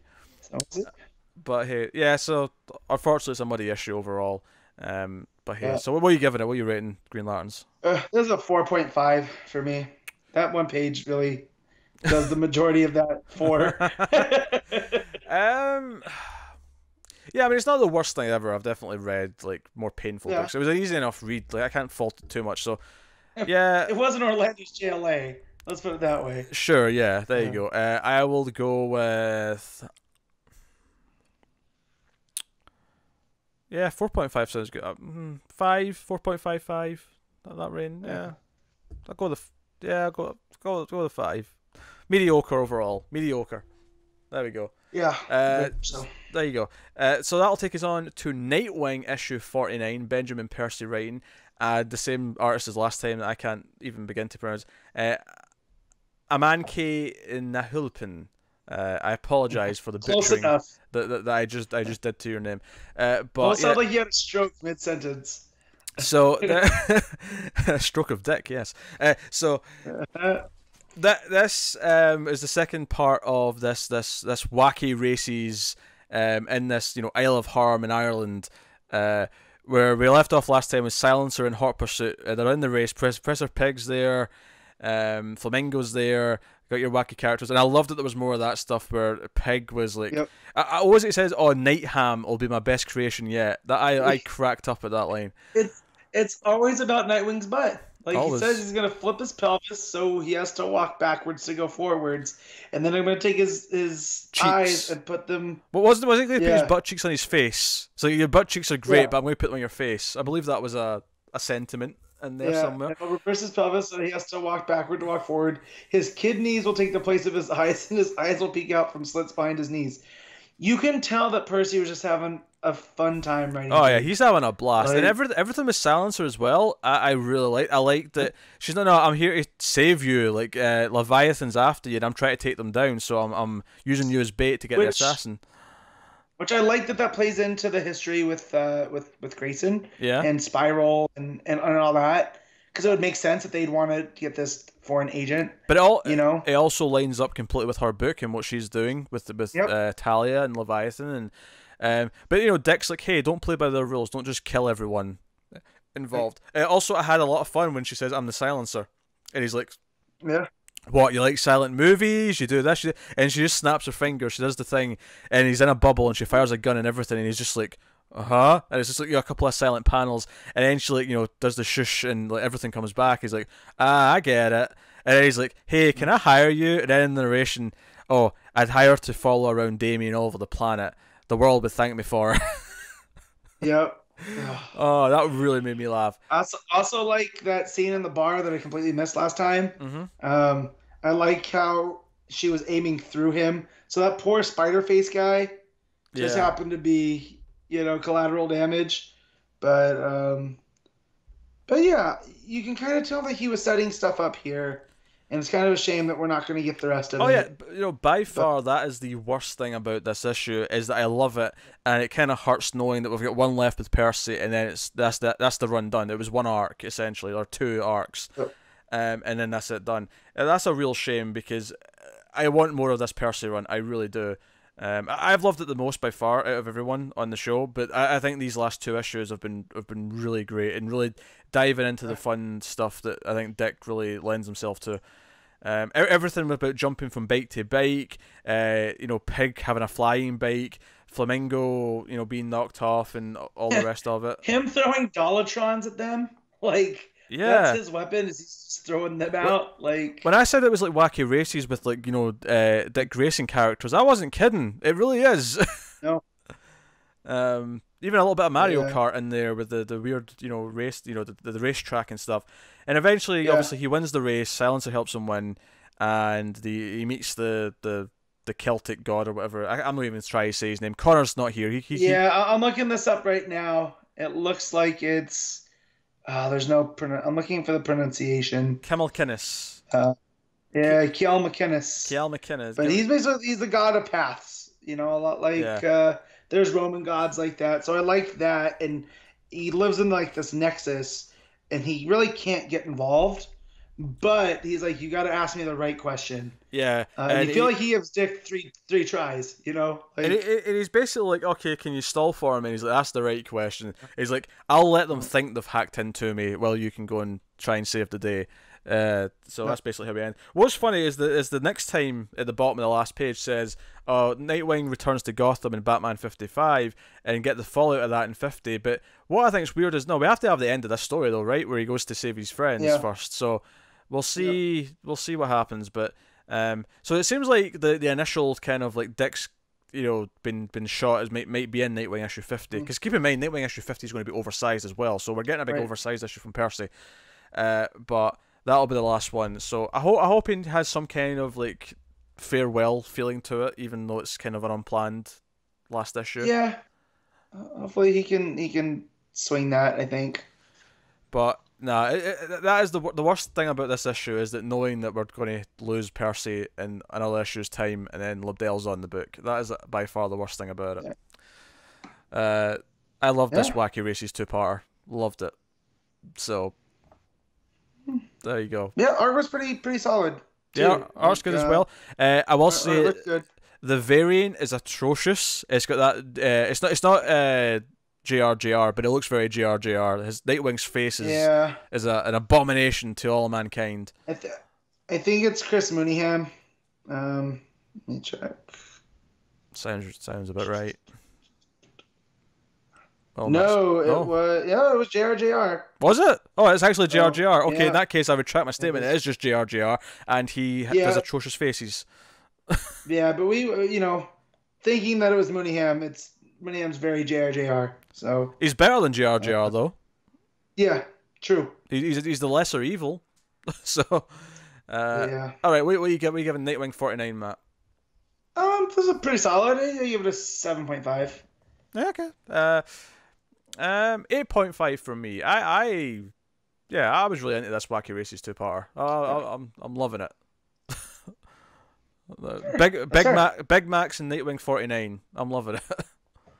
I'm not actually a Big Mac guy. I just said that because it's the most famous McDonald's burger. Yeah. more of a quarter pounder man myself. If I'm not Yeah, that, no, see, I like Big Macs. They're pretty delicious. That'll take us on to Aquaman number 40. Dan Abnett writing, Joe Bennett on the art. I've got a confession to make here. You didn't read it? No, I did. I did read it. I read it. But when I went to... This is the last thing I read. I went to read it about 20 minutes before we were coming out to record. I left this to kind of last minute. And I looked at the cover and went, shit, I was supposed to read the Suicide Squad from last week so that I could understand this. I didn't have time for that. So I read this on its own, despite having not read the previous Suicide Squad. To be honest, though, for the most part, it made enough sense. I didn't feel like I was that lost. You didn't really need it. Yeah, because obviously I read the first. Obviously, I read the last Aquaman. I read the first Suicide Squad part. So I read 3 of the 4 parts of this crossover, and I felt like I mostly got it. Master Jailer, of course, has his heroic sacrifice to save Atlantis. Of course, just when I was getting to like a guy, I know, go and blow himself up. He seemed okay. He seemed like an okay character. Satan Ennis, he's off to prison at the end. That's fine. Here's the thing. Now, I never read the last issue, and I know Connor complained about the Harley stuff, the recap, and I was kind of okay with the recap in this, but at one point she actually says, hey, this is something that happened last issue, and then the other character goes, issue? And I'm like, that was I know Harley's kind of DC's Deadpool, but that felt really Deadpool to me. Very. It's almost as if Abnett, almost there's no rules to writing Harley, you just do whatever you want. So Abnett picked up on what the Suicide Squad writer was doing. Yeah, it felt like, as much as Harley is kind of like the Deadpool of DC, she doesn't outright break the fourth wall as much. At least, I don't read her solo books, so maybe she does all the time in that. But I'm not used to her actually just outright referring to the comic as the last issue kind of thing. Right. So that felt weird to me. But as far as the issue goes as a whole, the crossover has been kind of just really mediocre. Yeah. Yeah. It feels like there's no stakes. They might blow up Atlantis, but we kind of know that the drowned, what's it called? Drowned Earth. Drowned Earth is coming, so we kind of knew this wasn't going to be the inciting incident. Both this and Justice League say next issue the countdown or the road to Drowned Earth begins, and I'm looking forward to that. I feel like I can't even blame Abnett for this, because Abnett's been really good in Aquaman for the last good while. I think honestly his run as a whole I've really liked. It was a little bit shaky an arc here or there, but because even the stuff before the big issue 25 with the Cedric art, even before that, it was really picking up with some of the stuff before it. So the Aquamarine stuff, I'm glad you had me go back and read that. That was a lot of fun. But the whole Nemo stuff with Black Manta, I still that's what I I'm hope saying. That never gets brought back up. That first that second arc was kind of the weaker point of the book, but it kind of settled into its groove after that. Definitely. This arc though, this crossover, it feels like this is really not on Abnett or even Rob Williams. It just feels like a filler crossover, because we had 2 months of books to kill before we got to Drowned Earth, and then obviously we're getting a new writer, a new team on Aquaman. This just kind of feels like, we need to churn out a couple of issues before things change, and it kind of has that feeling to it. It doesn't really feel like anything of consequence happens. Maybe the fact that it ends with Mira and Waller kind of having this mutual understanding of we both have to run things, and maybe we'll talk again just to almost as friends, just to keep the peace. That's an interesting idea, and maybe they'll do something with that at some point, but I don't think so. Maybe in Suicide they have a Squad. diplomatic understanding. Yeah, maybe I like that they leave it that way. Yeah, maybe it's a Suicide Squad thing going forward, but I don't feel like the Conics run is going to be dealing with this. No, I wouldn't have thought so anyway. That's just a guess, but doesn't feel like it. Yeah. Yeah. So yeah, art was just kind of there. It looked fine. I thought it was kind of rough. Not the worst ever by any means, but no. I thought there was faces here or there that felt off, body kind of measurements that just felt a bit off proportion wise, and Dolphin didn't look as good as she could. I'll just put it that way. I like Killer King Shark and Killer Croc fighting. I enjoy that as a concept. But it's the thing. I like that Waller kind of had a plan the whole time to Even though it was like, oh, she's the one who said, oh, it's just a nuke, even and she lied to them. I like that the plan B all along was just to give Mira the footage she needed to convict the right person to get them out of the political or the diplomatic kerfuffle that was going to result as a. Well, yeah, had they taken out the silent school, that would have weakened Atlantis, right? Like, so at the end of the day, she still comes out on top, but she had someone to pin it on. You know, it was this guy who was anti-Atlantean. Yeah. You know, so she gets to keep her hands clean, even though she probably orchestrated everything, which is what you want in the wall. You know, she's a very complex character. Yeah. But, yeah, overall, it was just kind of, I mean, and obviously you could say, hey, maybe you don't love it as much because you missed an issue. And I did, and that's fair, but I didn't really, I wasn't super into the first 2 issues anyway, so. I read them all. You're not far off. Man, you're fine. And you didn't have to read an extra issue of Suicide Squad. So I've lucked out. Nothing about this made me want to go back and fill it in, so I'm good. But yeah, so I will leave it there. There wasn't much to really add to this. It's not an exciting issue. Its crossover wasn't exciting. I'm looking forward to the Drowned Earth build up because obviously we're going to join Justice League, and I'm looking forward to the Comics run. But so if we're rating this, then what are you throwing it? 6.5. Like the art's super sketchy. Like again, it's okay, but not barely passable. And the story, it's kind of a whimper. Yeah, I'm going straight 5 again for this one. So straight 5 out of 10 for me. Which does take us on to the final book of the week, and it is the first of the Black Label books that we're covering. And we'll try most of them, if not all of them. I mean, admittedly, I feel like Superman Year 1 might be like just one of those, oh, we'll see how bad the first issue is, and then we're just going to leave it at that. God, it fills me with rage. But fills me with rage that, oh, man.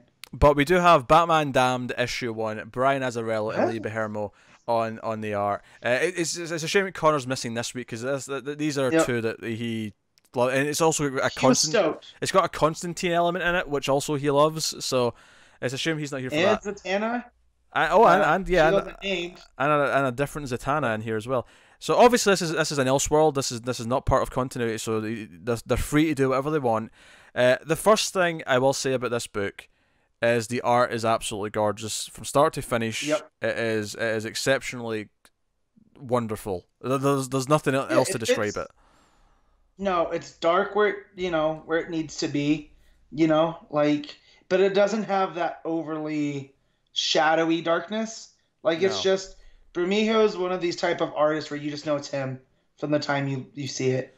Yeah, there's different. Of course, the page sizes are different. What's interesting actually reading this digitally, because of the ratio of the tablet, it actually fills up a little bit more screen space than normal than most comics, which is nice, I guess. I mean, it's cool. It's beautiful. I mean, even just those first pages is Batman's riding in an ambulance, and it's all this glowing red light from the streetlights coming in, and it just looks absolutely stunning. The detail and the colouring and the painting is beautiful. That page after that, where he's on his knee and the city's in front of him, like these are all wallpaper worthy. They're gorgeous. Yeah. So before we talk about the plot, let's just get the controversy out the way. So there's a scene later on where Batman gets back to the Batcave and he strips off his clothes, and in the print version of the first edition of this, you can see Batman's dick. They drew in his crotch, and DC then decided that because it didn't add into the story, because apparently it was very shadowy anyway in the digital version and in future reprints of the book, including the collected edition, it's just completely blacked out. You can't see it. And honestly, I knew it was supposed to be there, so when I got to that page, and I'm reading it digitally, I was like, okay, so that was the page where the dick was going to be. I don't feel like I don't care that it's gone. Like, it doesn't. I mean, it didn't add anything, but at the same time, it's like you could have just left it. Like, it doesn't matter. They turned Batman into a Ken doll. I mean, I have to wonder though, would the same decision have been made if this was a female character? Would they have said, "Hey, this doesn't add anything. Let's take away the boobs"? Well, I mean, they kind of did that with Harley in the Murphy book. That's true. In White Knight. That's true. Remember, they wanted to do that, and then before it went out to print, they had him alter it. And then in the collected edition, they're gonna have like a director's cut. that is how it was meant to go. So, and I get it. It's a, this being a Black Label, it's not exactly like, I don't think they have to worry about like kids getting a hold of it. But like you said, it was very gratuitous. So, because I mean, like, why was it there? The book does have swearing. That has f-bombs. It has so there is that there too. But the story of the book is that we don't actually find this out till later, because Constantine's narrating the whole thing, and he finds Batman lying like half dead, and he brings him in, and Constantine's narration is kind of written into the artwork. It's kind of no bubbles or boxes. It's just kind of written straight on. And I liked, although it took a while for me to get used to it, because then when you realize it's Constantine, but it creates this third person narrator that you like, because it's not a typical comic story. He is the all knowing, which kind of fits Constantine, because he's always got a card up his sleeve.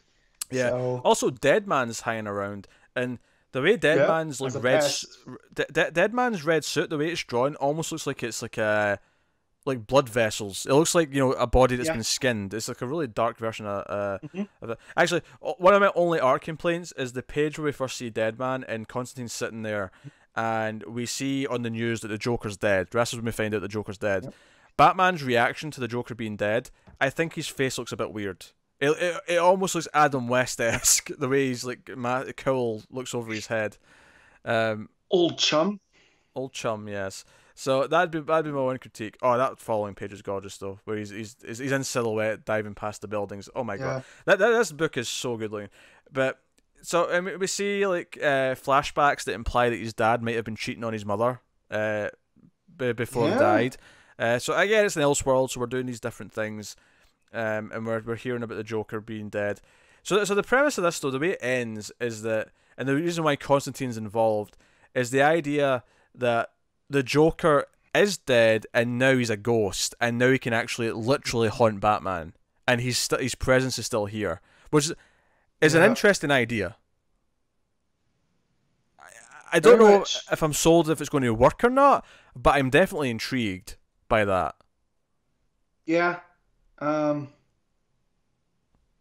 curious to see where this goes now, because now that we actually have Deadman, we know ghosts exist in this story. We know that magic is around because of Constantine. In that scene with not it is Zatanna, because she's got the fishnets and the top hat, but they never name her. You feel like as he's in disguise as the homeless person, he picks out where the card is, because she's doing like a 3-card money. Yeah, it's a con job. And then almost she's conning everyone.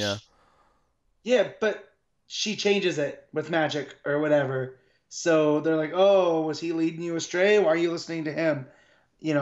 But yeah, so it feels like it's a very magical world. You also have Enchantress seemingly haunting Bruce in childhood. Yeah. Yeah, you get glimpses of her, in the flashbacks. And then I think you see her once in present day as well. I think is when he's in the cave or the manor later on. Because there's a scene where he hunts down this witness who saw the Joker go down, but he can't get to him. He actually fails and loses him in the dark tunnel. And I love actually when that page where he's looking at the tunnel, and it's like this, the tunnel underground. Smoke face. You can see the face in the smoke, of someone. Yeah. It's really good stuff. I know what you did. Yeah, it's really good stuff. So no, I mean I'm really into this so far.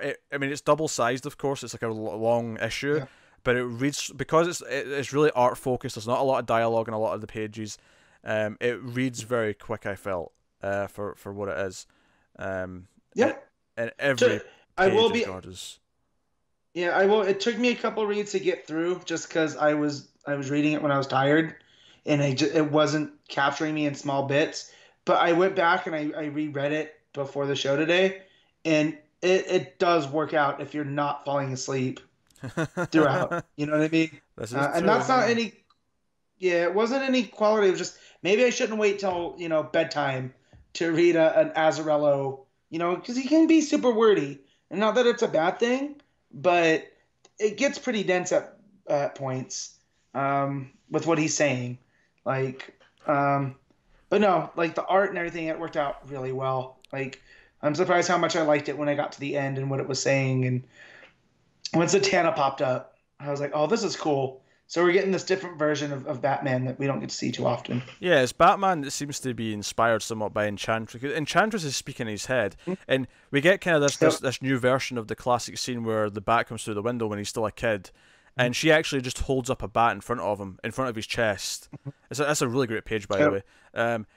And he wakes up as if he's like having a nightmare this time, but the final scene is when he goes to the church and Constantine's sitting there, and he's like, the Joker's dead, or he isn't. Do you believe in the afterlife? And that's when we see the final page. Is there's the crucifix, the giant crucifix, and the Joker's makeup and hair has been like painted onto Jesus with ha ha ha, obviously. And the final line is, if you for obviously it believes in you, even if you don't believe in supernatural and the afterlife and ghosts. So one of them is definitely believing in you. So this idea that the Joker in death is going to hunt him. And obviously that cover for issue 2, which is at the back as well. Is that Harley?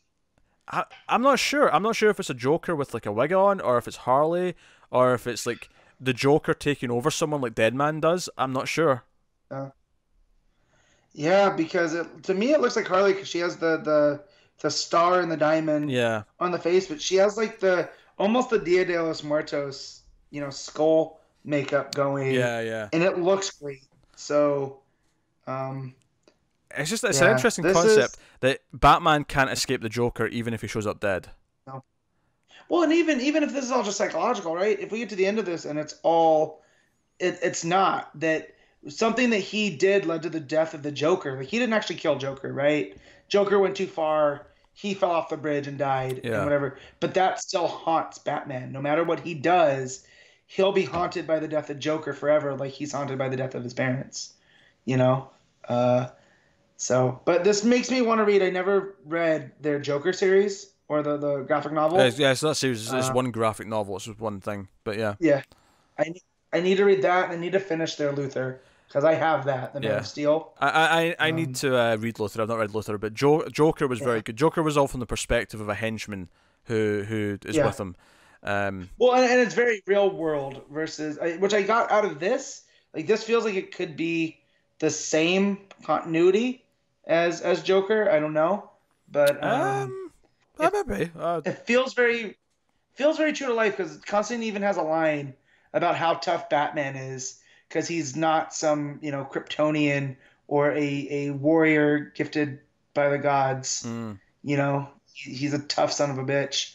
And usually that's a line I would hate, but the way that Azzarello uses it and coming from Constantine, like it just fit in this context. So, Yeah, so far this is oozing an atmosphere, which is what I like about it the most, is the artwork and the atmosphere it's given. But then you add on to this idea that the Joker's haunting him after death. And again, for a main like continuity story, this would be kind of weird, but as an Elseworld, as a standalone, separate thing, this is a fantastic idea worth exploring. We'll see how it works out. We'll see how this Enchantress stuff works out. So, no, I'm into it. What are you giving it, Matt? Yeah, so this was pretty strong showing, but it's not one of my favorites of the week, so it's weird. Because there's nothing really bad about it, but I enjoyed stuff more, so I'm trying to adjust my score, But it's an 8, I think. It's really good. Yeah, I like the potential in what they're doing, but I'm not necessarily completely sold yet. But the artwork's gorgeous, and it's well told. So I'm going to go with an 8.5. I feel like this is the sort of thing by the time it's done, it could end up being something of a masterpiece, but it's not sold me yet. That's what I'm thinking too. Yeah. And it's 3 parts, right? So it's going to be one of those... Maybe 4. 3 or 4? Okay. Yeah. But it's every other month. Then so the next one's in November. It's off to a good start. Better than Creature of the Night, which I wasn't feeling that first issue. Oh, I like that a lot, Creature of the Night. I need to go back and read the last 2 issues of that, because I loved that book a lot, but it got delayed so much. I had no idea when it was coming out.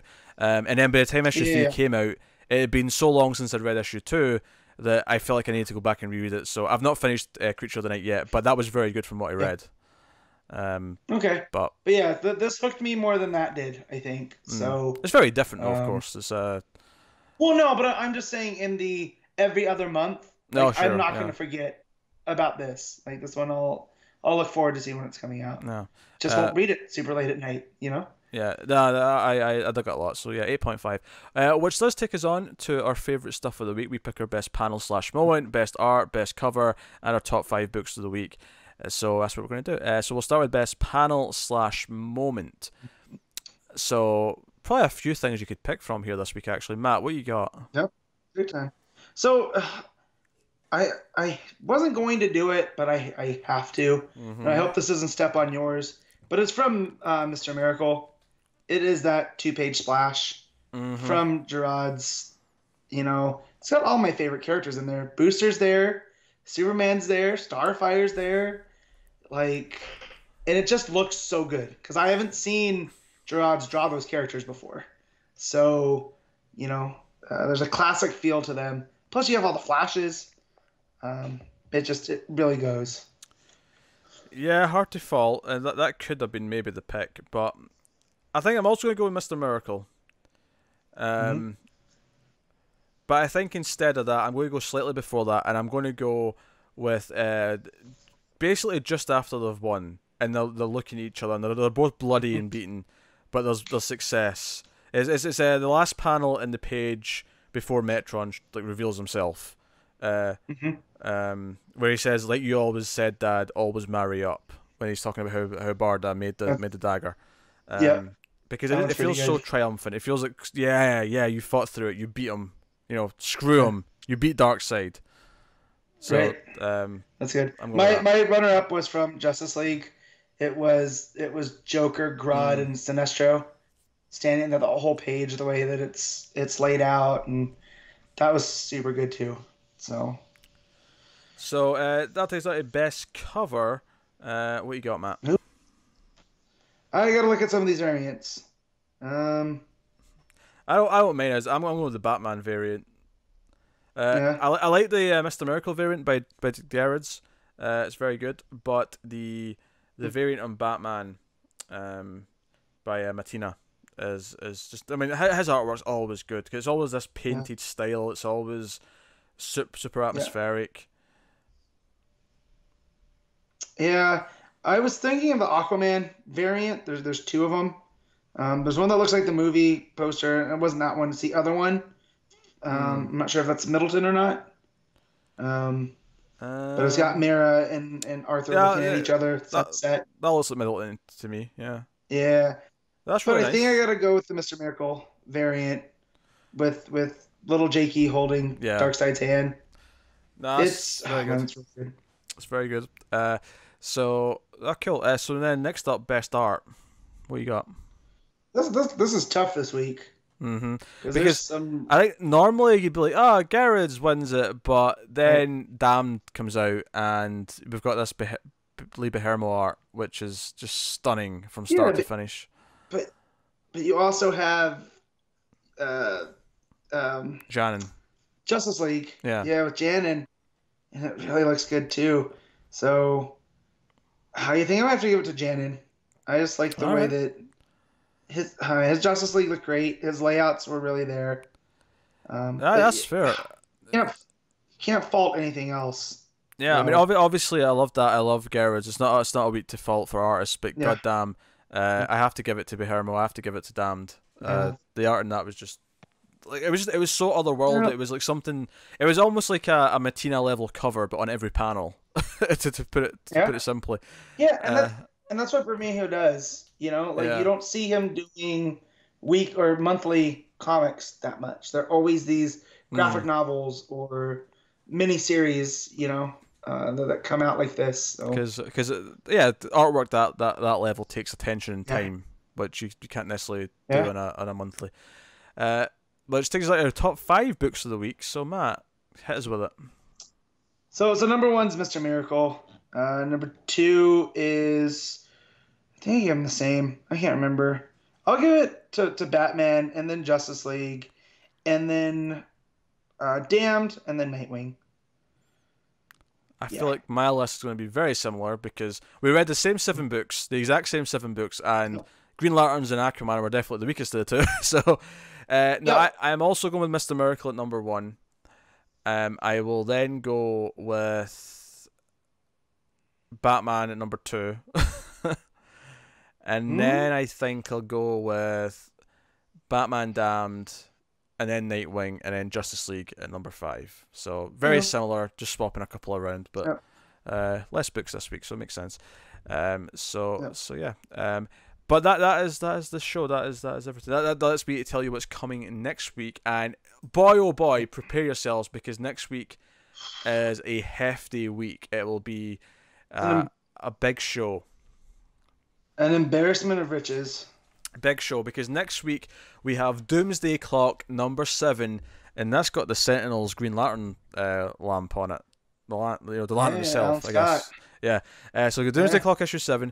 We have Heroes in Crisis number 1, the first issue to this big event, this personal, emotional event coming from Tom King, which is now going to be 9 months long. God damn it.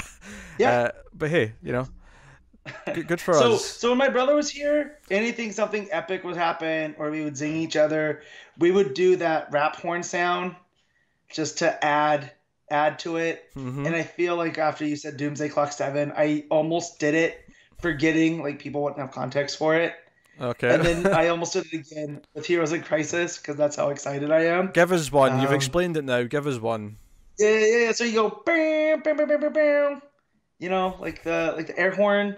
It shows up in rap songs.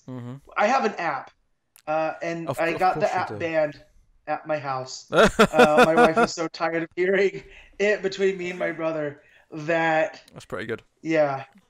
That's pretty good. So yeah, that's your main event, your double main event. Arguably, it's a triple main event, because Justice League Odyssey is also next week.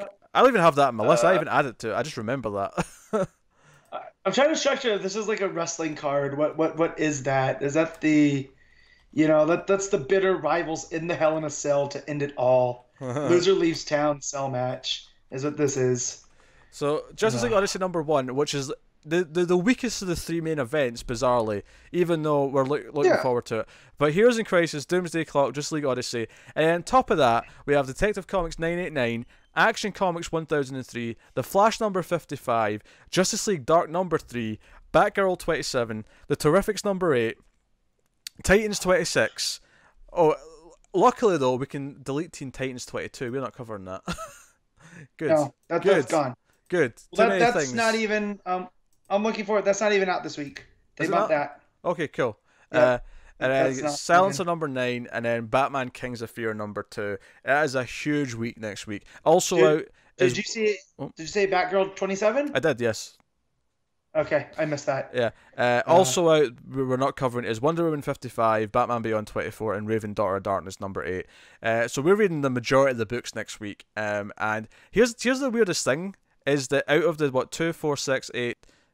2, 4, 6, 8, 10. Out of the 12 books that we are covering on the show next week, I am probably reading all of them, and I am actively excited for almost all of them. Like, there's nothing there that I'm like, well, maybe if I don't have time, I'll cut that one. Like, I mean, Kings of Fear is that one, I guess. But other than that, I'm not reading that, so I just have 11. Yeah, you can write that off. 3 of those 11 are going to be, I already know, are rumbling for the one spot. Yeah. Like it's 3 of my current favorite writers too. Yeah. I mean, you have Johns, you have King, and you have Williamson. Actually, Matt, you're only reading 10 because you're not reading Silencer. Oh yeah, I'm not reading Silencer. There you go. You're at 10. Oh my god. That's the one time I'm not reading the most books. There you Hallelujah. Hit the rap horn. But yeah. I like next week is huge. Like, because I mean, I'm always excited for Batgirl and Flash, and Justice League Dark's been amazing. I love Terrifics. Titans has really stepped up its game. I come on, next week is nuts. So we all know how much I love Flash. There's a good chance Flash might not end up in the top 5 just because of all the other books out. Plus, Action's my favorite of the Superman books. That's out. They are. It's going to be a bloodbath next week in what doesn't make the top 5. Unless a couple of them just happen to have weaker issues, just, by chance, which is possible. But in Justice League Dark, we get the Upside Down Man. Like, oh God, yes. Yeah, so it's... but yeah, and Tech. I mean, it's the Robinson story that's gonna be fun. Like nothing against that. And Batgirl Well, I is. mean, It looks like she's in her new costume. yeah, last issue of Tech was So enjoyable. So I mean, it's fine. So it probably has no that's chance of making the top 5 given the competition, no. but it should be solid. Yeah. So But Batgirl has it's part 2, but I think it's the first costume. It's got the yeah, the Murphy cover. So and that looks again, embarrassment of riches. yeah. So Yes, week 4 next week is absolutely shockingly big. So join us for that episode of Comics from the Multiverse. Of course, if you want to support the show and the channel and everything we do here, you can head over to patreon.com/MailFuzzTV and support us and feel warm and fuzzy for as little as $1. If you want the bonus stuff, the bonus episode every month, the Multiverse monthly that me and Connor do, that's in the $5 tier, and that will be about, the next one's going to be about Gotham Central Volume 1. The last episode we did was Sandman Volume 1. That was the winner of the vote. So I think that was the 12th or 13th episode. So there's like 12 or 13 there. If you want to like sign up, you've got a backlog now. You can work through within a bunch of different stuff. But you can look over that. Always try to think of new things to add on the Patreon for people to show some love for the support. But you can, of course, support us in other ways, such as watching the ads on YouTube, tweeting us out, liking us, rating us on iTunes or your podcast apps, all those things. Let us know in the comments, of course, or on Twitter what you thought of the week's books and stuff. You can get us on Twitter at DC Comics Podcast. You can get me specifically on Twitter at Wibble89. You can get Matt at where? At Matt of Steel 57. What? Oh, there's a cat. There's a cat. I was like, where'd Pete go? Yes. And I was like, did I lose him? This makes no sense because the way we record, I get your feed automatically. So if it would have dropped. And now I'm just out of focus. The cat actually put the autofocus out of whack, and now I'm just out of focus. I look like. Oh, there we go. There we go. Clarity. There we go. What a jerk. I know. Got that Firefly. Now he's been that menace, and he's climbing under the mic arm, and he's, oh my god. Cat. Speaking of cats, as we're going over this, I have Diamond up, and I'm looking, and we talked about Chelsea Kane last week, right? And what's going on with her at Marvel. Well, she has a new Image book out next week called Man-Eaters. Pete, would you like to know what it's about? I would. Fill me in. So it says a mutation in toxoplasmosis causes menstruating women to turn into ferocious killer wildcats, easily provoked and extremely dangerous. As panic spreads and paranoia takes root, the fate of the world rides on the shoulders of one 12-year-old girl. Part cat people, part Handmaid's Tale. Man-Eaters will have everyone talking. Wait, part what and part Handmaid's Tale? What was the first thing? Part cat people, part The Handmaid's Tale. Oh, what a weird combination of things. Yeah. I'll give it this. It's a hell of a concept. I'll give it that for wacky points. And it's from the creative team that was behind Mockingbird. So it's Chelsea Kane, Kate Nemiasic. So yeah. Interesting. This September, the cat wants in. I might have to get this just because. Yeah, it's all you have like too many DC books next week, right? And you shouldn't be adding more to the list. No, but you know this reeks of Shirtless Bear Fighter, where I'm going to be mad if I don't get it. I can get that. You know, so yeah. Do you know, it's actually funny. Boom got the Buffy rights. Starting next year, they're going to be doing a Buffy comic, and it looks like they're going to be set in high school again. But the image they put out was really weirding me out because. It's like teenage Buffy, you know, based on Sarah Michelle Gellar, right? So it's young season 1 Buffy, but she's holding a smartphone, and I was like, "This is weird." Like those smartphone in one hand, steak in the other. That didn't exist in 1997. What are you doing? She barely had a flip phone. Yeah, exactly. Yeah. I'm not really against them like doing a comic where it's just set present day, but I feel like if your concept is going to be no, this is set in the golden years of Buffy, I'm like, well, just set it there then. This is weird. Why she got a phone? But whatever. Yep. Just whatever. I'll probably read it. I'll dig into it. Why not? Most likely. Yeah, why not? But hey, so no, I've not been reading a lot of non-DC stuff recently. I've been really behind on reading other things. I'll have to get into it. Yeah. I was thinking of like doing some sort of wrap up every once in a while on Patreon just to try to convince me to keep up with some other books. I don't know. I'll see if people are interested in such a thing. It's weird because I tried to get caught up on Thor and it came out at a bad time, and it's not that I'm not enjoying it as much, but I was just like, I wanted him to come back as the Odin son, and now that he's back, I kind of miss Jane. So it's weird, like it's that be careful what you wish for kind of vibe, and not that it's bad. It's just I feel like Aaron's been at this part of the story for a while now with this, fight amongst the realms, this war and whatnot. So, but I also need to cut up on Immortal Hulk because that's I'd love an excuse to try and keep up with the few Marvel books that I really want to read, and Immortal Hulk's one of those. And I want to keep up with a few Lemire books like the Black Hammer stuff and Gideon Falls and all that stuff.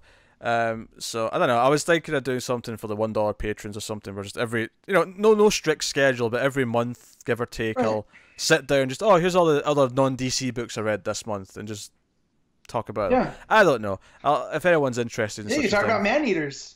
I can talk about man-eaters. I'll try man-eaters and talk about man-eaters.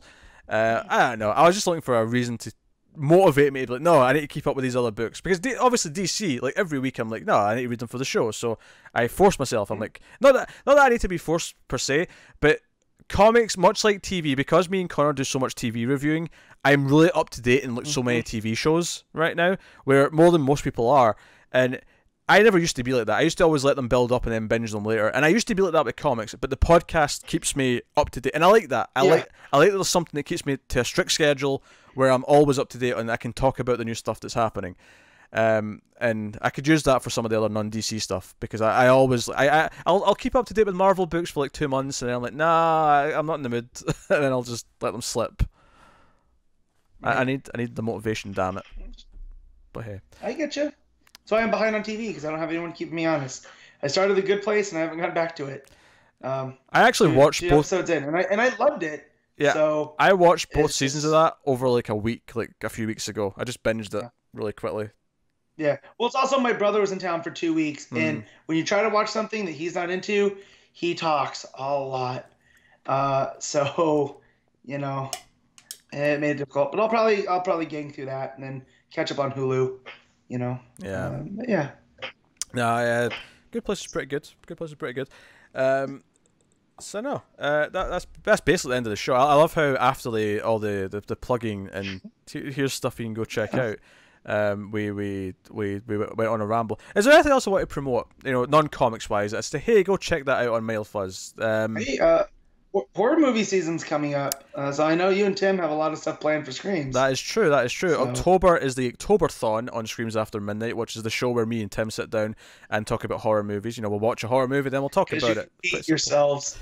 You guys watch the worst stuff sometimes. We do. We keep up with so many new horror releases that at the end of the year, when we do like top 10s and stuff, me and Tim also do a bottom 10 for horror movies, because we've always seen enough to justify a worst 10. I love the discussion of like, this was really bad, but it was sent to us by the creative team, so we don't know what to do. It's like, here's watch the thing. This, but don't tear it apart. Honestly, probably a good 4 or 5 times now, someone has emailed us for Screams After Midnight and said, hey, I made this movie. It's this low budget movie, but we'd love to send you a download code, a review key to download it and watch it and review it.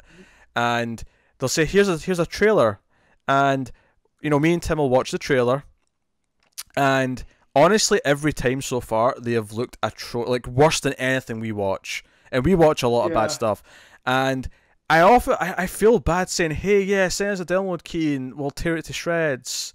And that's not the point of reviewing things, but you also are just like, hey, they were nice enough to reach out. What do I exactly? What do I do now? It's one thing when everyone's sending us review keys, but when this small time director's like, hey, can you watch my movie? And I'm like, oh my god, it looks so bad, and I feel terrible. So. I'd love to see. One of my favorite things is when I pop in on your guys' conversation on our thread, and it's just like Tim's like, "No, let's do it," and you're like, or it'll be vice versa. It's never you guys are never on the same page there, which is hilarious. But yeah, the point you guys should check that out. Yeah, the point we were getting at though, we were explaining the Octoberthon, is that obviously we have one episode a week, give or take. Sometimes we'll have a second one if there's a lot going on. But in October we have like 4 episodes a week to celebrate Halloween, to celebrate the month of Halloween. So we have a bunch of episodes pre-recorded, they're ready to roll out. And I guess the highlight for people might be if you enjoy us watching bad movies and you enjoy us getting angry about bad movies, I will say that we have already recorded reviews, extensive reviews for both of Rob Zombie's Halloween films, which, if you know me, you'll know that is a personal sore spot.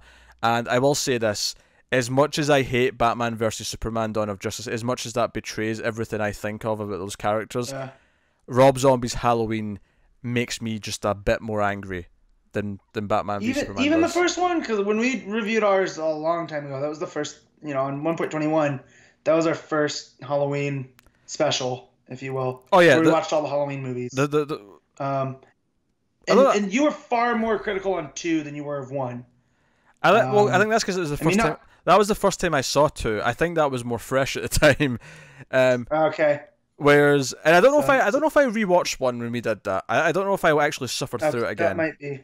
I think it's ungood. It's garbage.